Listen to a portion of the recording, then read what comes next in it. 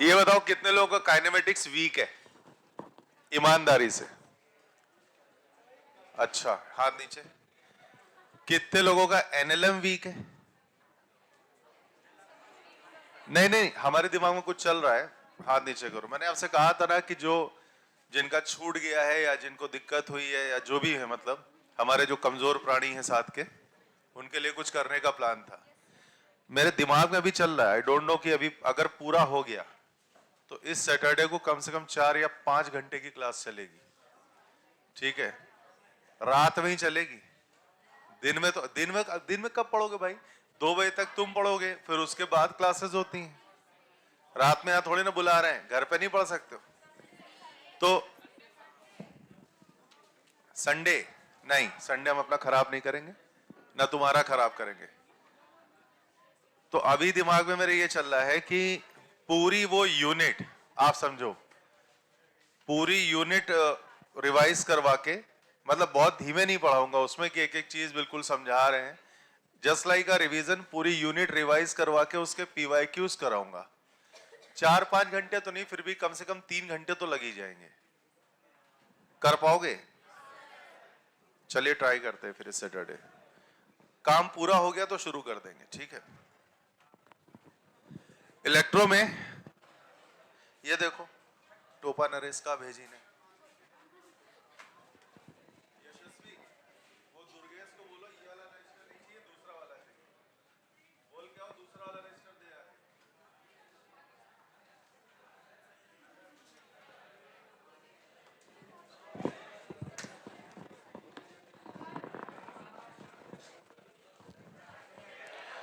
आप सबको असाइनमेंट मिल गया? कोई ऐसा जीवित प्राणी तो नहीं है जिसको असाइनमेंट ना मिला हो? अभी दुर्गेश जी को बुलाया, अभी आ रहे हैं वो।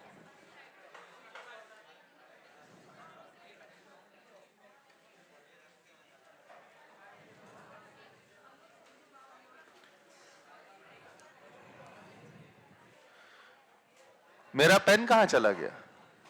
कैसे चोर टाइप के लोग हैं यार, पेन उठा लेते हैं। बताओ, ला पेन। हद है। कल कहां तक पढ़ाया था? आपको एक चीज बताएं, ये सच है जो बोलने जा रहा हूं, सुन लो। क्या इस बार झूठ नहीं बोलना? आपको चार्ज ऑन कंडक्टर बताया है, अर्जुना 3 बैच आपसे 3 हेडिंग आगे हो गया। बताओ क्यों? सच बोल रहा हूं, मजाक इस पे हाथ रख के कह रहा हूं, क्योंकि उन्होंने अच्छी स्पीड में काम किया था। अबे नहीं, ये सच है, फोटो नहीं खींचा है, उन्होंने लिखा है, मेरे सामने लिखा है यार, मैं तो क्लास में था। नहीं हो सकता ऐसा, हद है, तुम सिरे से मुंह कर जाओ। लिखा था कि नहीं? देखो लिखे बैठी है, देख लो, इसकी कॉपी देख लो। तुम लोग ना अपने आगे ना, तुम लोग सोचते हो तुम ही सुपर स्टार हो, ऐसा कुछ नहीं है।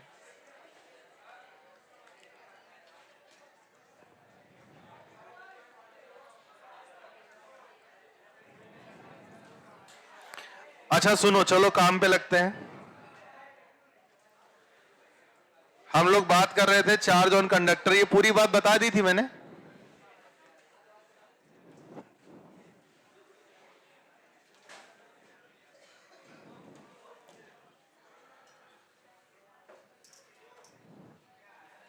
दिखाइए जरा, चलता फिरता कहां तक बताया था? बस चार्ज ऑन कंडक्टर, मैंने आपको ये बोला था कि किसी भी कंडक्टिंग बॉडी, ओए जल्दी बैठो, सेटल हो फटाफट। किसी भी कंडक्टिंग बॉडी में अगर हम चार्ज को अंदर भेजते हैं तो ड्यू टू फ्री इलेक्ट्रॉन्स वो चार्ज आउटर सरफेस में जाके डिस्ट्रीब्यूट होता है। बताया था सारी बातें, याद है? बोले तो नहीं हो? क्यों बिट्टी, बोली तो नहीं हो? Very good. कोई भी कंडक्टिंग बॉडी होती थी, अगर मान लीजिए सॉलिड स्फीयर है,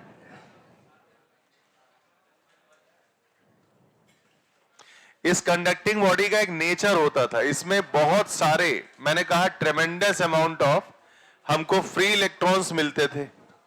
तो वो फ्री इलेक्ट्रॉन्स हम ऐसे रेड कलर से दिखाई दे रहे हैं,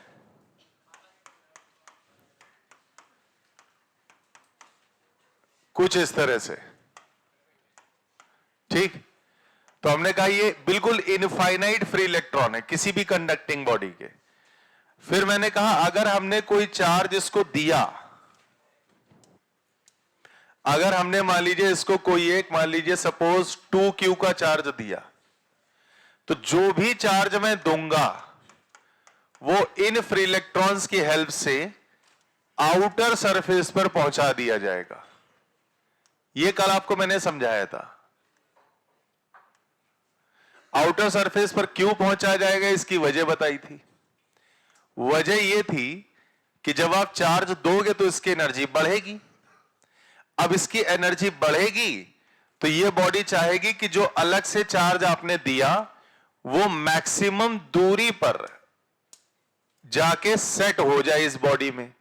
तो हमने क्या बोला कि ये इसके आउटर सरफेस पर जाके स्टोर हुआ। समझ लो इस बात को। कोई चार्ज तुमने अंदर दिया, अब इसमें क्या है, free electrons. In free electrons ने क्या काम किया, उस चार्ज को आउटर सरफेस पे ले जाके एडजस्ट कर दिया। क्यों किया? क्योंकि चार्ज दोगे तो हीट भी दोगे, तभी तो चार्ज दे पाओगे। हीट दोगे तो इसकी एनर्जी बढ़ेगी, एनर्जी बढ़ेगी तो इसकी स्टेबिलिटी घटेगी। अब इस यूनिवर्स में कोई भी बॉडी जिसकी आपने स्टेबिलिटी घटाई वो दोबारा अपनी स्टेबिलिटी गेन करना चाहेगा। जैसे आप कोई ले लो, आप मान लीजिए गए चलते फिरते थक गए, थोड़ा सा थकान आ गई, आपने वर्क किया, अब आपको बैठने का मौका आप ढूंढते हो कि नहीं कि यार थोड़ा बैठ ले, थोड़ा आराम कर ले। क्यों करते हो? वजह है, बैठोगे आराम करोगे थकान मिटेगी, इसका मतलब दोबारा से आप स्टेबल होगे। बैठे मतलब आपने स्टेबिलिटी गेन की। तो ये तो एक नेचर है हर बॉडी का। किसी को भी डिस्टेबलाइज करोगे तो उसका नेचर है, वो कहेगा मुझे वापस से स्टेबल होना है। यही काम इस बॉडी ने किया। पूछा गया क्यों किया तुमने ऐसा? ये चार्ज अंदर आया था, अंदर ही रोक लेते इसको, क्यों किया तुमने इसको बाहर? इसने दिया तुमको जवाब। क्या बोली बॉडी? चार्ज आने से मेरी अनस्टेबिलिटी बढ़ी। अनस्टेबिलिटी बोल रहा हूं, ध्यान रखना, अन लगा है। बॉडी बोली चार्ज आने से मेरी अनस्टेबिलिटी बढ़ी, मुझे दोबारा स्टेबल होना है। बॉडी से पूछा तो क्या करोगी तुम? इसने कहा जो चार्ज आया ना उसको मैं मैक्सिमम दूरी पर ले जाके स्टोर करवा दूंगी। तो मैं अपनी स्टेबिलिटी को काफी हद तक, ये नहीं कह रही कि पूरी तरह से, कहेगी मैं इस आने वाले चार्ज को आउटर बाउंड्री पे मैक्सिमम सेपरेशन पे स्टोरेज करवा दूंगी, तो मैं अपनी स्टेबिलिटी को काफी हद तक वापस ले आऊंगी। तब इसको बोला ठीक है कर लो। अब इसी में मान लो कोई एक इंसुलेटिंग बॉडी है सपोज। अब इंसुलेटर है, ये कैसा था, conductor.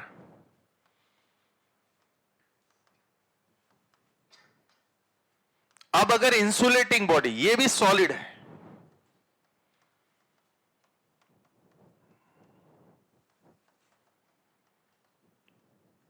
But insulator material plastic का बना है मान लीजिए। पहली बात, ये जो फ्री इलेक्ट्रॉन की कहानी आपको कल समझाई थी, ये तो केवल मेटल की कहानी थी। क्या इंसुलेटर में होगा? तो इंसुलेटर में ये लाल वाले कैरियर्स, इसको देखो नाम ही बदल दिया, क्या बोला, कैरियर्स। यही फ्री इलेक्ट्रॉन्स चार्ज कैरियर्स कहलाते हैं एक्चुअली। तो इंसुलेटर में तो नहीं हुए। अब क्या किया, वही प्रोसेस किया। ये रहा, हमने मान लीजिए ये 2 कूलम का चार्ज इसको दिया। अब इस बॉडी से पूछा परेशानी हो रही क्या तुम्हें? कहेगी यस सर।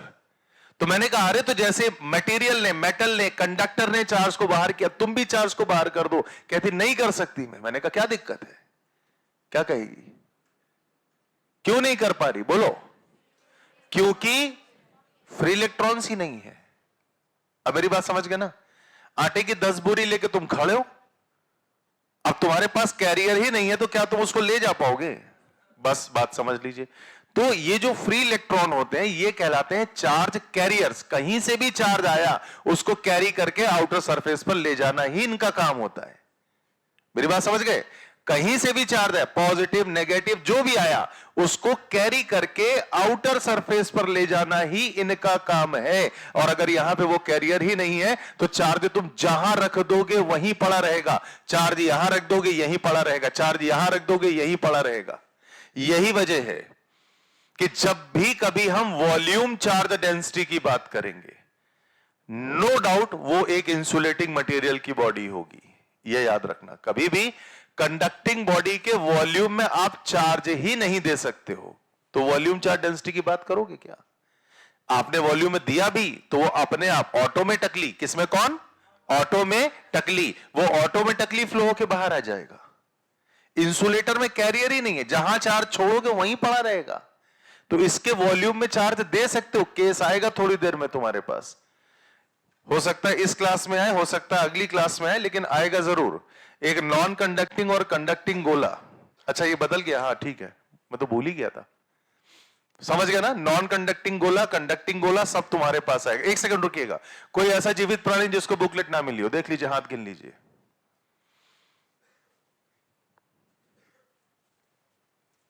तो मेरी बात समझ में आ गई आपको? दोनों में अंतर समझ आया? मटेरियल है, कंडक्टर है, इसमें चार्ज कभी भी अंदर स्टे नहीं करेगा। सुनो, बातचीत मत करो, इधर देखो। क्लियर? नॉन कंडक्टर है या इंसुलेटर है, उसमें वॉल्यूम में चार्ज एग्जिस्ट करेगा। और एक खास बात आपको मटेरियल की बताऊं, अगर ये यूनिफॉर्म है, अगर ये आइडियल है, अगर हर जगह एक जैसा है, तो इसमें चार्ज का डिस्ट्रीब्यूशन भी हर जगह एक जैसा होगा। नहीं तो क्या होगा आपको बताऊं, अगर कोई नॉन यूनिफॉर्म मटेरियल बनता है, मान लीजिए कुछ ऐसा है, अंडा समझते हैं, संडे हो या मंडे रोज खाएं अंडे, जैसा भी बना फिलहाल अंडा है, नहीं मजा नहीं आया।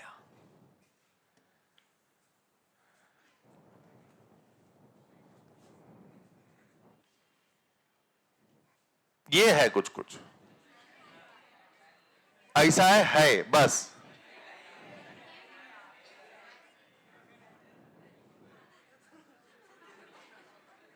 मैंने देखा है, तुमने नहीं देखा, आप समझ गए?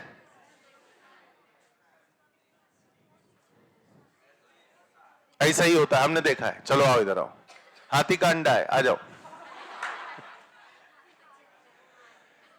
अबे बात सुन लो, अंडे पे चर्चा नहीं कर रही है हम लोगों को, पगले। अब देखो, इसमें दो तुमको अलग अलग बॉडीज दिख रही, एक रेडियस आपको ये दिख रहा, दिखा? ठीक, और एक रेडियस आपको दिखा ये, मींस एक बड़ा रेडियस है बाबू और एक छोटा रेडियस है।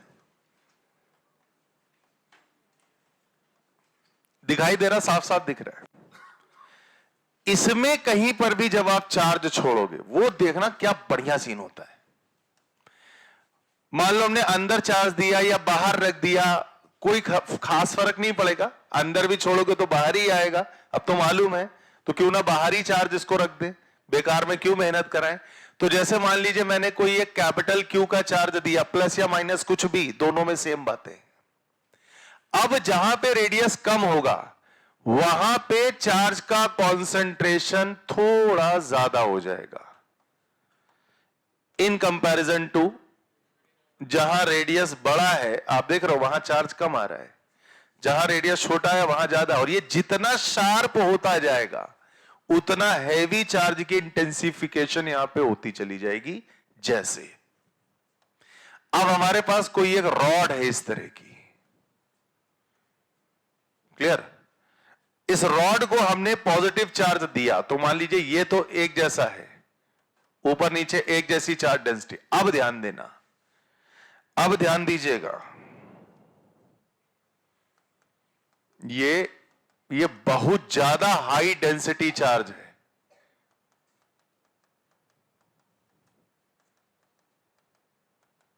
समझ में आई बात आपको?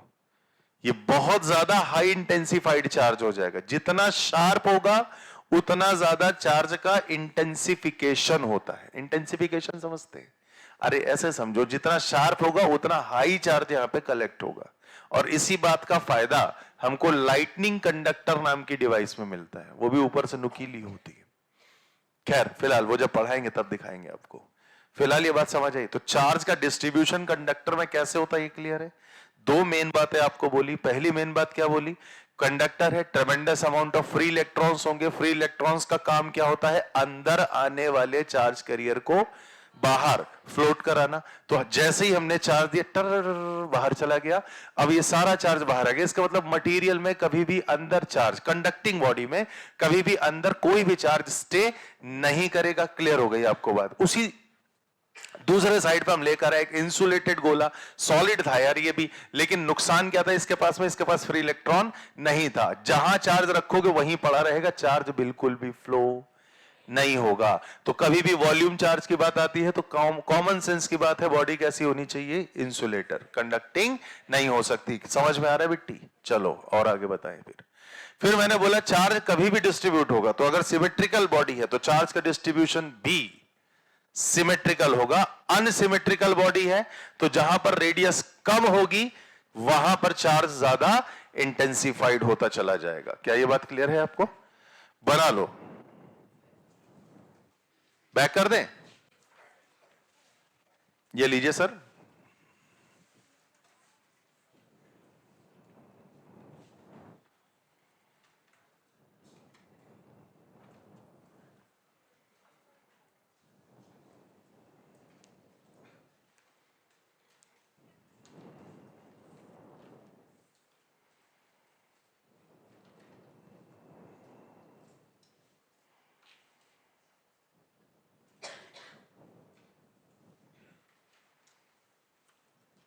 लिखने का काम थोड़ा जल्दी कर लो तो पढ़ने में उतना ही आनंद आएगा।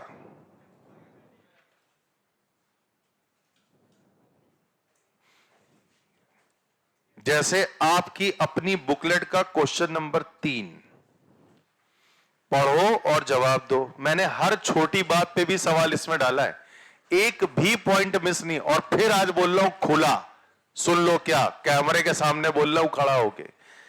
Electric field and Coulomb's law, potential, इतने आर्टिकल के मिला के सवाल है टोटल 144, राइट? 144। इतना कर लेना, अगर ये हो जाए इसी को दोबारा कर लेना, अगर ये हो जाए इसी को तिबारा कर लेना। इसके अलावा पीवाईक्यूज लगा लेना, ठीक है? तुम्हारे 2 सवाल इलेक्ट्रो के इसी बुकलेट से आएंगे। इससे बड़ी बात कोई नहीं बोलता होगा। सोचिए, कॉन्फिडेंस लेवल देखिए कितना हाई है। समझ गए क्यों कह रहा हूं ये बात? क्योंकि मैं जानता हूं ना, मैंने एक भी वैरायटी सवाल की छोड़ी ही नहीं है जो आपके नीट के पेपर में ना आए। आप समझ गए? पेपर लीक मान लो, हां चलो कह सकते हो। अच्छा, अभी तक जितने एआईटीएस हुए हैं, कोई एक ऐसा एआईटीएस का कोई एक सवाल भी तुम 2-3 घंटे सोच के बता देना जो हमारे पढ़ाई हुए रेंज के बाहर से आ गया हो। और जबकि पेपर में नहीं बना रहा, आप भी जानते हैं। इवन मैं देखता भी नहीं हूं आपका पेपर कि क्या आया। सोच लीजिए आप, हो ही नहीं सकता। क्यों? हम छोड़ते ही नहीं कुछ, बात ही खत्म। तभी तो कॉन्फिडेंस आता है। और जिसके मन में चोर होता है, इधर छोड़ दिया उधर छोड़ दिया, वो डरता है ऐसा ना उससे पेपर आ जाए, ऐसा ना यहां से उठा ले। हम तो चीना चौड़ा कर बोलते, जहां से पूछना हो पूछो, कोई दिक्कत नहीं। क्वेश्चन नंबर 3 ले आओ। हाँ भाई, क्वेश्चन नंबर 3 का आंसर है ए पार्ट। आइए देखते हैं। An isolated solid metallic sphere is given plus q charge. The charge will distributed on the sphere uniformly but only on surface. बस अभी इतना ही काम करना है, ठीक? समझ में आ गई बात?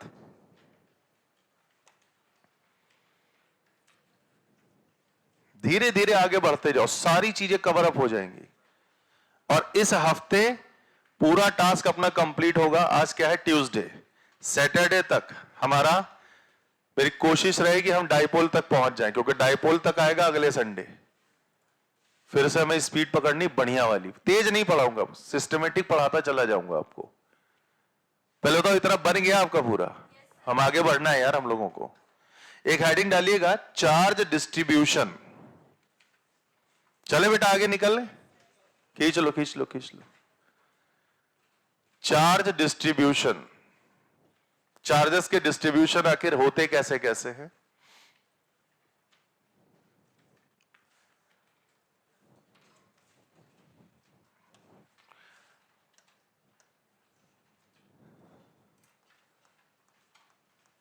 चार्ज,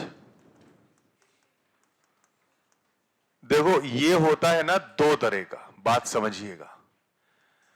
पहला जो टाइप है, ठीक, उधर जो बात कर रहे हो माननीय टोपी वाले भैया, हमारे जो यूनिट वेक्टर बैठे हैं कैप लगा के, उनसे कह रहा हूं बेटा मत बतियाओ, प्यार मोहब्बत से बोलता हूं, इतने समझ जाओ। पहला होता है डिस्क्रीट चार्ज डिस्ट्रीब्यूशन।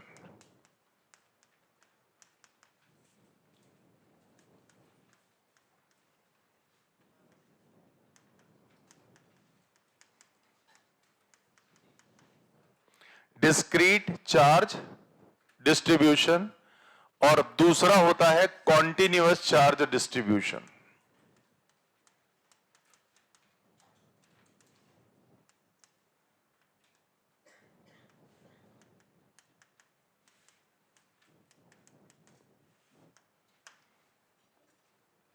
पहला हो गया डिस्क्रीट चार्ज डिस्ट्रीब्यूशन, दूसरा हुआ कॉन्टिन्यूअस चार्ज डिस्ट्रीब्यूशन। डिस्क्रीट का मतलब होता है अलग अलग। आप याद करिएगा एनएलएम पढ़ाते वक्त आपको मैंने मास सिस्टम के बारे में जानकारी दी थी। मैंने कहा था दो तरह का होता है, एक होता है डिस्क्रीट पार्टिकल सिस्टम, दूसरा होता है कॉन्टिन्यूअस मास सिस्टम। अंतर क्या था? डिस्क्रीट पार्टिकल में पार्टिकल अलग अलग अलग होते थे and there is the possibility of relative motion between the particles. Same चीज यहां है। यहां मैंने क्या कहा, अलग अलग पार्टिकल में हम चार्जेस को अलग अलग रिप्रेजेंट कर देते हैं। जैसे कई सारे पार्टिकल हुए, बहुत सारे पार्टिकल हैं, इन्हीं में से मान लीजिए कोई हमारे पास में Q1 रहेगा, इन्हीं में से मान लीजिए कोई हमारे पास Q2 रहेगा, इन्हीं में से मान लीजिए कोई Q3 रहेगा, कोई Q4 रहेगा, तो कोई Qn रहेगा। यानी हर चार्ज में अलग अलग, हर पार्टिकल में अलग अलग चार्ज। इट ऑल्सो में बी पॉसिबल कि Q1, Q2, Q3, Q4 up to Qn सारे बराबर हो। ये भी Q हो गया, ये भी Q हो गया, ये भी Q, तो पॉसिबिलिटी तो कुछ भी हो सकती। मेन पॉइंट क्या है? मेन पॉइंट यह है कि अलग अलग पार्टिकल में अलग अलग चार्ज, तो it is the discrete charge distribution. यहां पे आते हैं, ये मेन है। इसका पहला होता है लाइन चार्ज। अब डिस्ट्रीब्यूशन नाम नहीं दूंगा मैं, सीधे काम की बात पे आ रहा हूं। लाइन चार्ज डेंसिटी, उसका सिंबल हो जाता है लैम्डा, और इसकी वैल्यू हो जाती है total charge divide by total length, unit coulomb per metre. The second one is surface charge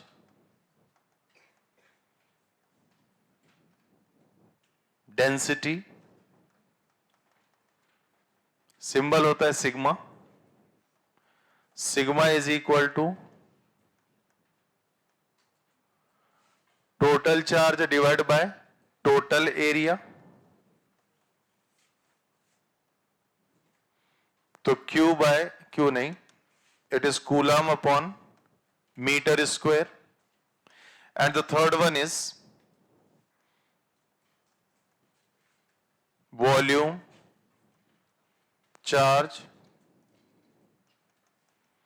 density, इसको रो से दिखाते हो, रो इज इक्वल टू लिखते हैं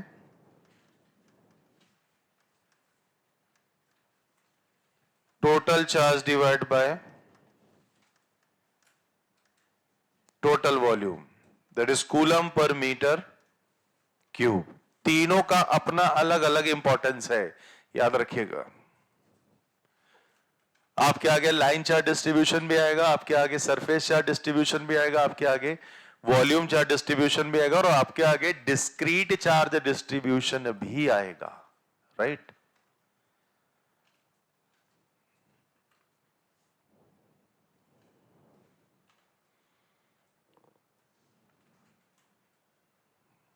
कर लीजिएगा काम ये।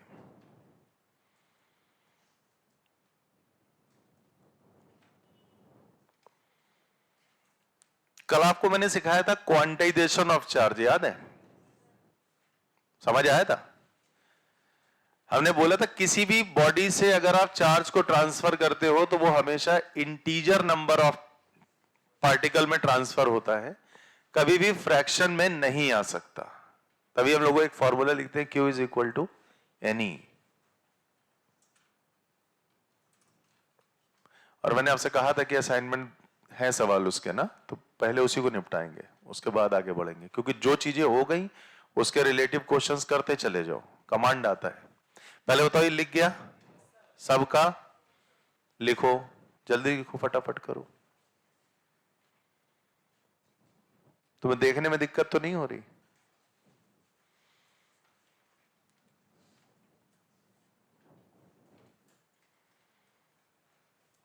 हो तो सामने बैठ जाओ, इधर आ जाओ, बस्ते हट जाएंगे। ठीक है, तो कोई बात नहीं। हाँ भाई, हो गया। क्वांटाइजेशन ऑफ चार्ज में हम लोग चले, आगे चले ना। क्वांटाइजेशन ऑफ चार्ज में हम लोगों ने एक काम किया था, आपको याद होगा, Q is equal to NE। Q क्या था? Total charge on body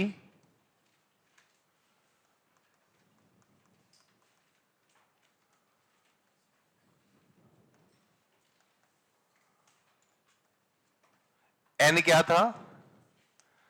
number of electron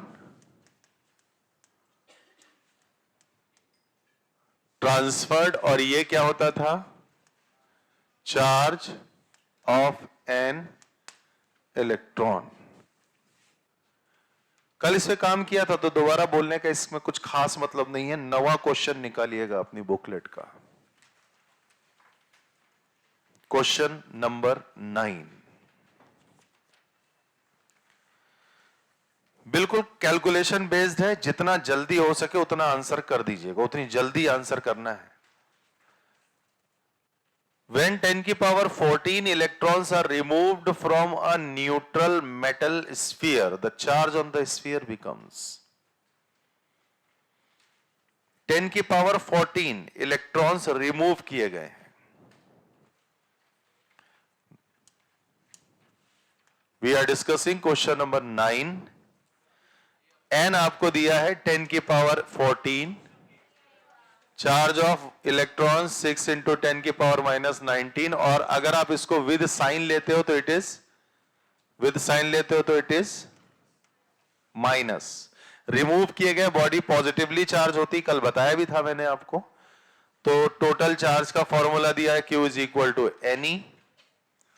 अब आप मैग्नीट्यूड उठा लो, कोई दिक्कत नहीं है। 10 की पावर 114 ये हो जाएगा 1.6 इंटू 10 की पावर माइनस 19, तो ये कितना आ जाएगा? -5। तो 1.6 इंटू 10 की पावर -5, एक इधर ले आओ, एक इधर ले आओ, तो इट इज 16 माइक्रो कूलम। ये हो जाएगा एक्चुअली 16 इंटू 10 की पावर -6। ये समझ में आया? मैंने 10 से डिवाइड और 10 से मल्टीप्लाई किया है, समझ गए कि नहीं? तो ये आ जाएगा 16 इंटू 10 की power 6 coulomb, that is 16 micro coulomb. कितने लोगों ने खुद से लगा लिया इतनी देर में? बहुत बढ़िया, एक नंबर, चौकस। चार्ज प्लस में आएगा, ये याद रखिएगा, क्योंकि इलेक्ट्रॉन्स बॉडी से निकाले गए हैं। Now we are coming to question number 10। अच्छा, एक चीज बताइए, अगर यहां से हमसे पूछ लिया गया इसी सवाल में, कल वाले सवाल को याद करो, जब हमने पूछा था कि find the ratio of total charge and the change in mass, याद आया?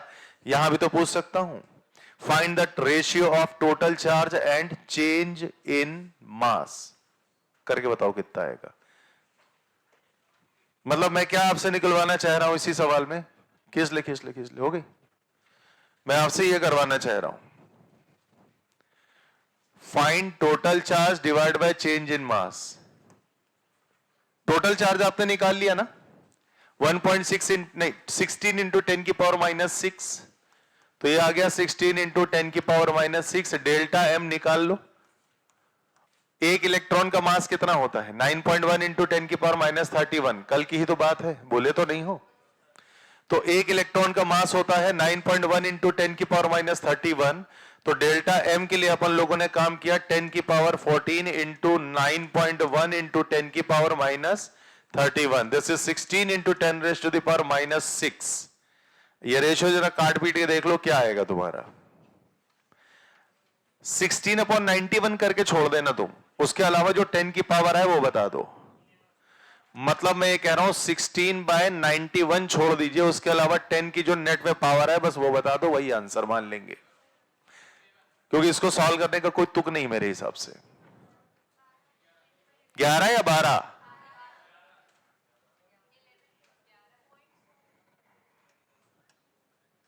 11 या 12, दो आंसर है। कितने लोग कह रहे हैं 11? इतने सारे। और 12? और बाकी 11? देखो मैं उम्मीद आपसे ये तो नहीं करूंगा कि आप इसमें पावर गलत बताएं, इसलिए सोच समझ के आंसर करें। और आपको भी पता है इस तरह के सवालों में आंसर कैसे दिए होते हैं। 16/91 10 की पावर 10, 16/91 10 की पावर 11, 16/91 10 की पावर 12 और 16/91 10 की पावर 13। जरा सा चूके आंसर मैच कर जाएगा, वो भी गलत। 11 आ रहा है? एक मिनट यार, हाँ 11-12 में लड़ाई थोड़ी ना हो रही यार, सब्जी मंडी में थोड़ी ना, अरे आलू 2 रुपए किलो, अरे 5 रुपए किलो है आलू, ये थोड़ी ना करना है भाई। कितने लोग कह रहे हैं 11 आ रहा है, ये बताओ जरा एक बार फिर से। ठीक, कहा भाई कितना हाथ नहीं उठा रहे तुम? किए भी होगे नहीं? तुमने कितना? 12 आ रहा है। और 12 वाले कितने? मतलब यार सुनो सुनो, अब शांत हो जाओ, चुप पे बिल्कुल बैठो, मुंह बंद करके, चोंच बंद करके बैठना एकदम। ये डेसिबल गया तो इसका मतलब 10 तो इसका मतलब 10 से मल्टीप्लाई हुआ होगा तो डेसिमल गया, और अगर 10 से मल्टीप्लाई हुआ होगा तो 10 से, या ऊपर भी 10 से मल्टीप्लाई कर दो। नहीं समझे होगे अभी तुम, मैं पता है। नहीं नहीं, एकदम से लोड बढ़ जाता ना तुम्हारे ऊपर। अच्छा बोलो, क्या ये कर सकते हो? ये कर सकते हो ना, ऊपर 10 और नीचे 10 से मल्टीप्लाई करोगे, जैसे नीचे 10 से मल्टीप्लाई किया इसका डेसिमल हो गया, तो 16/91 तो तुम्हारा ये अलग हो गया। अब ये देखो कितना हो जाएगा, 10 की पावर -5, तो ये हुआ 10 की पावर -5। ये भाई साहब ऊपर निकल लिए 10 की पावर -14, ये भी इसके पीछे पीछे ऊपर निकल लिए, कहते हैं जन्म जन्म का साथ था। तो 10 की पावर 31 कितना हो गया? अब देखो तुम 31 में से 19 घटा रहे हो, हम कहते हैं 30 में 19, सब्जी मंडी वाला हिसाब किताब करा करो, जल्दी होगा। धनिया कैसे लेते हो मार्केट में, समझ गए ना? वही वाले कैलकुलेशन लगाओ। 31 से 19 मत माइनस करो, या तो हाँ 30 में 19 माइनस करो, कितना आएगा?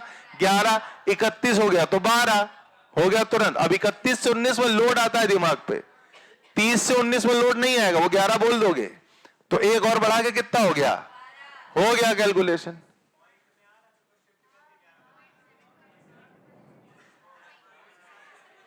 एक स्पेलिंग लिखो। हमने क्या कहा, 16/91 को अलग करके, अब बताओ 10 की पावर कितनी है? 12 है ना, तो 12 ही तो आ रहा है, फिर क्या बोल रहे हो? ठीक भैया, समझ आया?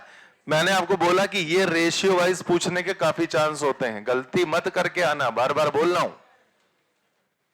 चलिए खैर, तो ये वाला कौन सा था? 9वां। 10वां लगाओ इसी बात पे। अब ये मैं सॉल्व नहीं करूंगा, ये आप ही बताओगे। 10 दिया क्या है? कंडक्टर हैज 14.4 इंटू 10 की पावर -19 कूलम पॉजिटिव चार्ज, तो इट इज 14.4 इंटू 10 की पावर -19 कूलम हो गया। एंड आफ्टर दैट, अच्छा चार्ज ऑफ इलेक्ट्रॉन देने के बाद कह रहा है कितने इलेक्ट्रॉन ज्यादा है या कम है? पहली बात, पॉजिटिव चार्ज है तो कम ही होंगे इलेक्ट्रॉन, ज्यादा कैसे हो सकते हैं? ठीक बात है ना? अभी क्या करना है?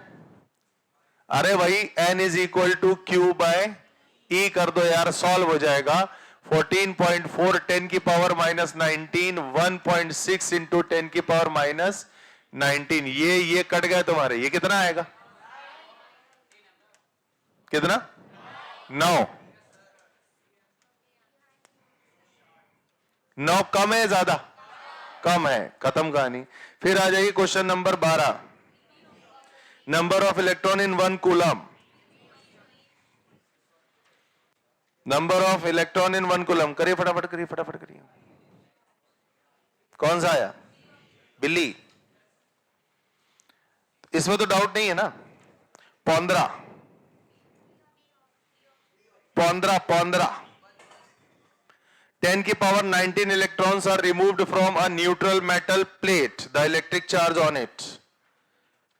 अभी आप ही बताओगे, ये सब मैं नहीं करने वाला। Q is equal to N लगेगा, N is equal to Q by E, that's it।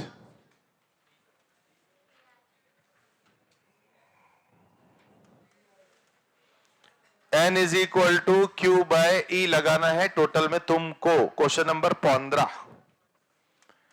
10 की पावर 19, 1.6 इंटू 10 की पावर माइनस 19। इसको सॉल्व करो, क्या आएगा? बी, बिल्ली ना? हाँ वही बोल रहा हूं, 15 का बी। एन दिया हुआ है? अच्छा अच्छा अच्छा, मैंने शायद दूसरा पढ़ लिया होगा कोई। तो हाँ, इतने electrons are removed, yes yes yes, ये इट इज 10 की power 19 electron are removed, then ये तो बहुत ही ज्यादा इजी हो गया। 1.6 ही बचेगा फिर तो। चलिए अब कहानी को और थोड़ा आगे बढ़ाया जाए। एक हेडिंग डालिएगा, method of charging. Method of charging.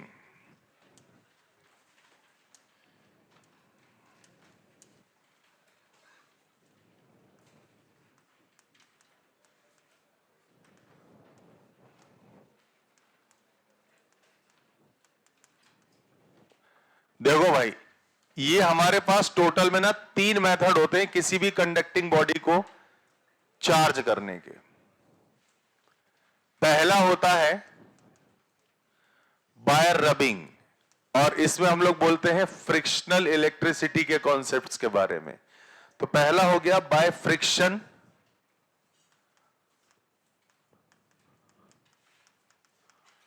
ये रहा।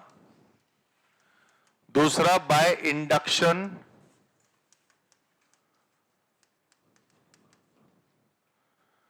और तीसरा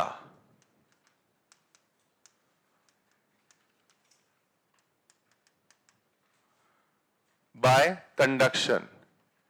सबसे पहले शुरू कर रहा हूं फ्रिक्शन, ठीक। फ्रिक्शन के लिए हम लोगों ने बचपन में एक गेम खेला होगा, बताता हूं क्या अभी। यस सर,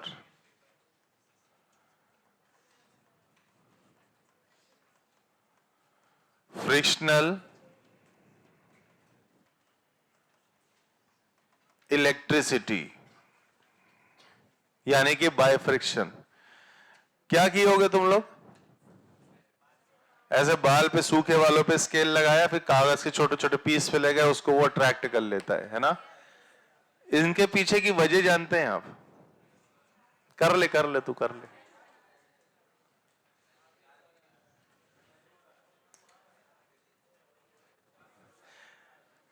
वजह ये होती है कि जब बॉडीज की रबिंग होती है ना, तो कुछ इलेक्ट्रॉन एक बॉडी से दूसरी बॉडी में ट्रांसफर होते हैं। ध्यान से समझिएगा, और वो घटना कैसे होती जरा यहां समझिएगा।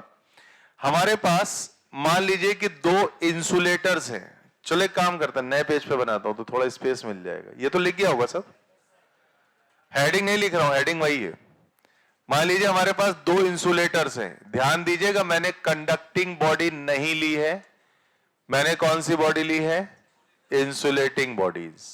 और ये दोनों अलग अलग मटेरियल की बनी है। ये भी है, एक मान लो प्लास्टिक का, दूसरा रबर का हो गया, या पीवीसी का हो गया, कुछ भी सेम नहीं है। तो ये तो पहली सिचुएशन हो गई जिसमें दोनों बॉडीज अलग अलग थी। जब हम दोनों बॉडीज को रब करने लगे, तब सीन हमको कुछ ऐसा नजर आया। यह है रबिंग के दौरान दोनों बॉडीज की सिचुएशन। रबिंग के बाद जब हमने इसको देखा ध्यान से, तो हमें ऐसा फील हुआ कि इसमें एक में आ गया +4, तो दूसरे में आ जाएगा -4। क्योंकि आप अच्छे से जानते हो चार्ज इज कंजर्व। अगर इनिशियली दोनों बॉडीज न्यूट्रल हैं तो फाइनली भी दोनों में मिला के कितना चार्ज होगा? 0। क्लियर है बात? कंजर्वेशन ऑफ चार्ज तो होगा ही होगा हर जगह। अच्छा, अब क्वेश्चन इज दिस कि ये हुआ क्यों? सबसे मेन बात हुआ भैया इसलिए क्योंकि जब आप दो बॉडीज को देख रहे हो तो नो डाउट हमें उनके एटम पे भी फोकस करना पड़ेगा। तो ये ए का एटम हो गया, ये बी का एटम हो गया, बॉडी अलग अलग है, एटम भी आपस में कनेक्ट नहीं होंगे। यहां रबिंग हुई, यहां देखिएगा जरा ध्यान से, यहां पे रबिंग हुई तो हमने कहा यहां पे ए और बी ये एक दूसरे से कनेक्शन में है। रबिंग के दौरान आप सबको पता है सर्दियों का मौसम, ये तो बहुत साधारण सा पोज होता है लोगों का सर्दियों में, है ना, हू करके ही करते हैं फिर, है ना भाई। तो क्यों ऐसा होता है? क्योंकि जब आप रबिंग करोगे तो क्या प्रोड्यूस हो रही है? हीट प्रोड्यूस हो रही है। और अगर हम इसको आइडियली मान लें तो हम ये बात बोलेंगे कि जो भी हीट बनी वो इक्वली दोनों बॉडी में गई। तो एक एग्जांपल सेट करते हैं, मान लीजिए 40 जूल की हीट बनी, मान लो, मानने में क्या जाता है, तो 20 जूल इसमें गई और 20 जूल ही बी में गई, राइट। अब देखो 20 जूल हीट लेने के बाद ए में भी एक इलेक्ट्रॉन देने का नेचर आएगा, किसको? बी को, क्योंकि बी से ही तो कनेक्ट है। और बी में भी एक इलेक्ट्रॉन देने का ही नेचर आएगा। क्यों? क्योंकि हीट इसमें भी गई है ना। किसको देने का नेचर आएगा? ए को। मेरी बात समझ गए? ए और बी कनेक्ट है, हीट प्रोडक्शन चल रहा है। हुआ क्या इस हीट से? दोनों में बराबर की हीट गई। अब ए वाली बॉडी चाहती है, बी से तो कनेक्शन है, ए वाली बॉडी चाहती बी को कुछ इलेक्ट्रॉन दे दे, बी वाली चाहती ए को कुछ इलेक्ट्रॉन दे दे, क्योंकि हीट लेने के बाद इलेक्ट्रॉन डोनेट करने का ही तो नेचर आता है। समझ गए ना मेरी बात? अब सुनना, तो हम ऐसा कुछ मानते हैं कि ए ने बी को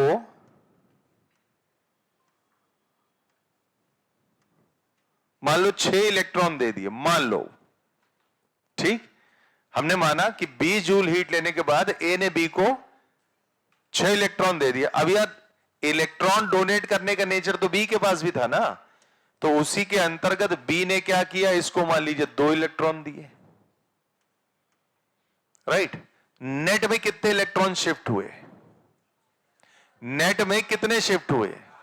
4। 6 गए, 2 वापस आ गए ना, तो नेट में शिफ्टिंग कितनी हुई? 4 इलेक्ट्रॉन की। 4 इलेक्ट्रॉन किसने किसको दिए? ए ने बी को दिए। तो फाइनली फिर हमने जब इसका रिजल्ट बनाया तो हमने कहा ए के पास 4 इलेक्ट्रॉन की कमी आई जिस वजह से ये हो गया, और बी के पास 4 इलेक्ट्रॉन एक्सेस में आए तो ये हो गया। अब समझ गए मेरी बात? अब यहां पे वापस आया, एक प्रश्न था सर, 2 सवाल मेरे दिमाग में आ गए। घटना तो सर हम पूरी समझ गए, लेकिन 2 बातें ऐसी हैं जिनके जवाब हमें नहीं मिले। मैंने कहा पूछो बेटा। पहला सवाल, सर यहां इंसुलेटिंग बॉडीज क्यों ली गई, कंडक्टिंग बॉडीज क्यों नहीं ली गई? सही बोला ना? इंसुलेटिंग इसलिए ली गई हैं क्योंकि अगर कंडक्टर्स लेते ना तो हीट लेने के बाद हर कंडक्टर में लगभग एक जैसा नेचर हो जाता है इलेक्ट्रॉन डोनेट करने का, तो फाइनली आपको 0 चार्ज मिलते। अब समझ में आई बात? नहीं समझे? नहीं समझे? कंडक्टर का नेचर होता है कि अगर उसमें चार्ज आया और उसके साथ एक दूसरा कंडक्टर है, वो तुरंत चार्ज को शिफ्ट करा देगा। क्यों? क्योंकि चार्ज आने का मतलब क्या है? आपने उसमें एनर्जी बढ़ाई। चार्ज आने का मतलब क्या है? आपने उसकी स्टेबिलिटी कम करी। तो वो चाहेगा ना कि जिस कारण से उसकी एनर्जी बढ़ी, जिस कारण से उसकी स्टेबिलिटी कम हुई, वो चाहेगा ना वो कारण ही दूर हो जाए। तो कंडक्टर इसीलिए चार्ज को फ्लो करने की टेंडेंसी बना रहता है। उसके पास तो जरिया भी है। कौन? Free electrons. समझ गए कि नहीं? अच्छा, पहले प्रश्न का आंसर मिला, कंडक्टर क्यों नहीं लिए, इंसुलेटर क्यों लिए। दूसरे प्रश्न का आंसर, सर ये दोनों अलग अलग मटेरियल के क्यों बोले थे आपने? अगर एक जैसे होते तो क्या होता? कुछ ना होता। एक जैसे होते ना तो 6 इलेक्ट्रॉन ए बी को दे रहा है तो 6 इलेक्ट्रॉन बी ए को वापस कर देता, तो यहां से लगातार इलेक्ट्रॉन जाते रहते और उतने ही इलेक्ट्रॉन लगातार वापस आते रहते, वहां कुछ होता क्या? और अगर चलिए उसी बात पे आया, मैंने कहा जितने इलेक्ट्रॉन जा रहे हैं उतने इलेक्ट्रॉन वापस आ रहे हैं। मालूम है इस कंडीशन को क्या कहते हैं? It's a dynamic equilibrium between the electron transfers. It is the dynamic equilibrium. अब आप कहोगे सर ये कौन सा इक्विलिब्रियम होता है? आपने तो सर स्टेबल पढ़ाया, अनस्टेबल पढ़ाया, न्यूट्रल पढ़ाया, सर ये डायनेमिक इक्विलिब्रियम कहां से कूद गया आके? अबे कुछ नहीं है, डायनेमिक का मतलब है चलता हुआ, और इक्विलिब्रियम तो समझ ही गए, साम्य, साम्य अवस्था, जो भी आपको बोल रहा हूं। तो डायनेमिक इक्विलिब्रियम क्यों कह रहे हैं? लगातार इससे इलेक्ट्रॉन जाते रहते और लगातार उतने ही इलेक्ट्रॉन वापस आते रहते। This is the dynamics of charge transfer. अगर दोनों सेम होते तो फाइनली कितने चार्ज मिलते? अबे जितने दिए उतने वापस आ गए, फाइनली कितने मिलते? जीरो। मिलते ही ना बात ही खत्म हो गई। अब मेरी बात समझ में आ गई? घटना समझ में आई? फ्रिक्शन इलेक्ट्रिसिटी रबिंग के द्वारा कैसे चार्ज होता है, क्लियर है? और यही वजह है कि जैसे ही आपने क्या किया, सूखे बालों से प्लास्टिक के स्केल को रब किया और छोटे छोटे कागज के पीस के सामने आपने ले गए, तो कागज के पीस को अट्रैक्ट करता है। एंड दिस घटना, बहुत से लोग इसको बोलते हैं इंडक्शन, मतलब अट्रैक्शन, जो कागज के पीस वो अट्रैक्ट कर रहे हैं, इसको इंडक्शन बोलते हैं, जबकि नाम गलत है। ये कहलाता है पोलराइजेशन। जब इंसुलेटर्स में ये दूर से अट्रैक्ट करने वाला नेचर आता है ना, तो this is called polarisation. Conductors में आता है तो वो होता है इंडक्शन। अंतर है दोनों में, कहानी ही अंतर है। खैर उधर नहीं जा रहा अभी, फिलहाल ये समझ में आ गई, क्लियर है, एकदम नीट एंड क्लीन समझ में आया। अब देखो इसके एग्जाम्पल और इसको फायदे और नुकसान समझिएगा। नुकसान तो सबसे बड़ा ये कि जैसे मान लीजिए आप वो गेट देख रहे हैं, हमारे सबके घरों में दरवाजे तो लगे ही होते हैं, ठीक है? उसमें जो डोर हैंडल होता है, मुन्नी लाल क्या तुम डिस्कस कर रहे हो, बताओ इसी बात पे। खड़ा खड़ा जा, पड़ोसी को देख के तुम क्या डिस्कस कर रहे हो? सुनो भाई, वहां पंचायत करने को नहीं बोला किसी से। हाँ बोलो, कुछ नहीं कह रहे हो? कुछ भी नहीं कह रहे हो? ऐसी चोंच हिल रही थी तुम्हारी, मुस्कुरा रहे थे तुम, और तो कुछ नहीं कर रहे थे। बैठ जा साले, लिटा के ना क्लास के दो चार अपने मोटे लोगों को बोल दूंगा, ऊपर से निकल जाएंगे तेरे, बस हो जाएगा तेरा काम। आखिरी में मैं लुढ़कूंगा तेरे ऊपर से 2 बार, एक बार इधर एक बार इधर, गया तू काम से। रोड से चपका नजर आएगा, चल आ जा इधर।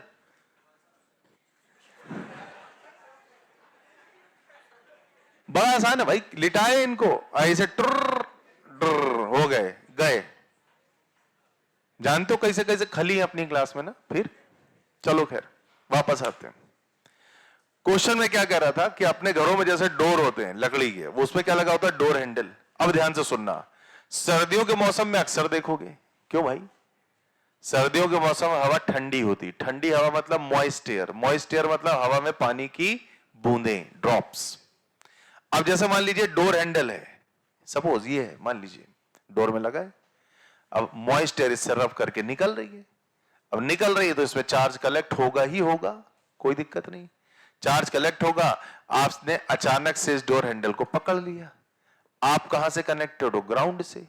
तो वो चार्ज आपकी बॉडी से फ्लो करता हुआ कहां जाएगा? ग्राउंड में जाएगा। तो आपको एक मामूली सा करंट का झटका एक बार लगे, खाली ऐसे नहीं कि तुम चिपक जाओगे डोर से, एक बार लगेगा, चट की आवाज आती है, और एक माइनर से स्पार्क भी होता है। स्वेटर्स हैं, जब आप स्वेटर उतारते हैं, पहनने में नहीं उतारने में होता है। क्यों? वो स्वेटर आपकी बॉडी से रब करता है, उसमें आ जाते हैं चार्ज। जाड़े के मौसम में कभी कभी ऐसा होता है, गर्मियों में भी ऐसा हो जाता है, जैसे आप किसी से हाथ मिलाते हैं, पट से करंट का झटका लगता है। कितने खाए हो, कितने लोग खाए हो, ये है ना, काफी सारे ऐसा होता है। तो ये सब फ्रिक्शन इलेक्ट्रिसिटी के डेली यूज के कारण है। अब इसके बेनिफिट समझिएगा। हवाई जहाज जानते हो तुम लोग, एरोप्लेन जानते हो ना? हाँ, उसमें जब हम फ्यूल भरते हैं तो जो नोजल होता है, जब हम उसको एरोप्लेन में फिक्स कर देते हैं, तो एक मेटल की चेन होती है, उसको हम ग्राउंड कर देते हैं। ग्राउंड करने का मतलब ये होता है कि वहां से एक चेन लटका देते हैं जो सिंपली जमीन को टच करती है। वजह बता रहा हूं, फ्यूल जब एरोप्लेन में जाता है तो ऐसा नहीं कि 6-7 लीटर या भैया 500 डाल देना है, यहां से उन्नाव जाना है, ऐसा तो नहीं होता। बड़ी लंबी लंबी यात्रा में जाते हैं तो काफी बहुत हैवी अमाउंट ऑफ फ्यूल पड़ता है। तो क्या हुआ कि जब वो फ्यूल बहुत तेजी से भर रहा होता है, अच्छा फ्लो भी बहुत ज्यादा होता, नहीं तो पता लगा एक दिन लग गया फ्यूल भरने में, बात ही खत्म हो गई, है ना। तो बहुत तेज फ्लो होता है, तो वहां पे क्या होता है, रबिंग होती है, फ्यूल है, सोचिए वो मेटल की बाउंड्री को रब करते हुए चल रहा है, तो चार्ज तो बनेंगे ही। अगर वो चार्ज वहां पे रुके रहे तो वहां स्पार्क भी हो सकता है, अगर स्पार्क हुआ तो आप समझदार हैं फिर क्या हो सकता है। तो हमारा एक बेसिक टारगेट होता है कि अगर कोई भी चार्ज वहां बने तो हम वहां से एक मेटल की चेन को लटका दें, ग्राउंड पर टच कराएं, ताकि बनने वाला चार्ज तुरंत का तुरंत कहां चला जाए, ग्राउंड में चला जाए। अब समझ गए। जब भी हम ये मान के चलिए से आर्मी के ट्रक्स आपने देखे होंगे, है ना, आर्मी के ट्रक्स में जब पूरा एनिमेशन वगैरह सब उनका हम लेके जाते हैं तो एक मेटल की चेन वहां ट्रक से लटका देते नीचे, सेम रीजन है, सेम रीजन। मान लीजिए हैंड ग्रेनेड्स ले जा रहे हैं, भाई अब बॉर्डर है, सामान इधर को उधर जाएगा ही जाएगा, तो हैंड ग्रेनेड्स ले जा रहे हैं, अब वो रबिंग करेंगे आपस में, चार्ज बनेंगे आपस में, चार्ज बनेंगे, चार्ज रुकने नहीं चाहिए, रुक गए, स्पार्क से आप सोचिए कितना नुकसान हो सकता है। तो हमारा टारगेट होता है वो चार्ज ग्राउंड में जाए। तीसरा सुनो, एरोप्लेन की लैंडिंग होती है जब, तो उसके टायर जब रनवे को टच करते तो आपने देखा कि बहुत मैसिव अमाउंट ऑफ रबिंग होती है वहां, आपने देखा कि धुआं भी निकलता है, राइट। तो क्या हुआ, जैसे ही लैंड किया, रबिंग हुई टायर्स में, तो टायर में क्या आया, चार्ज आया, क्योंकि रबिंग हुई, फ्रिक्शन आया, फ्रिक्शन की वजह से चार्ज आया, ठीक। एरोप्लेन का जो फ्यूल टैंक होता है ना, वो उसकी बॉडी के निचले हिस्से पे ही होता है, विंग्स सब कुछ कवर्ड होता है उधर। तो क्या होता है, जब चार्ज आया मान लीजिए व्हील्स में, अब वो तो चार्ज बहुत तेज रोटेट कर रहा होगा ना, तो वहां स्पार्क होने का कितना ज्यादा रिस्क होता है।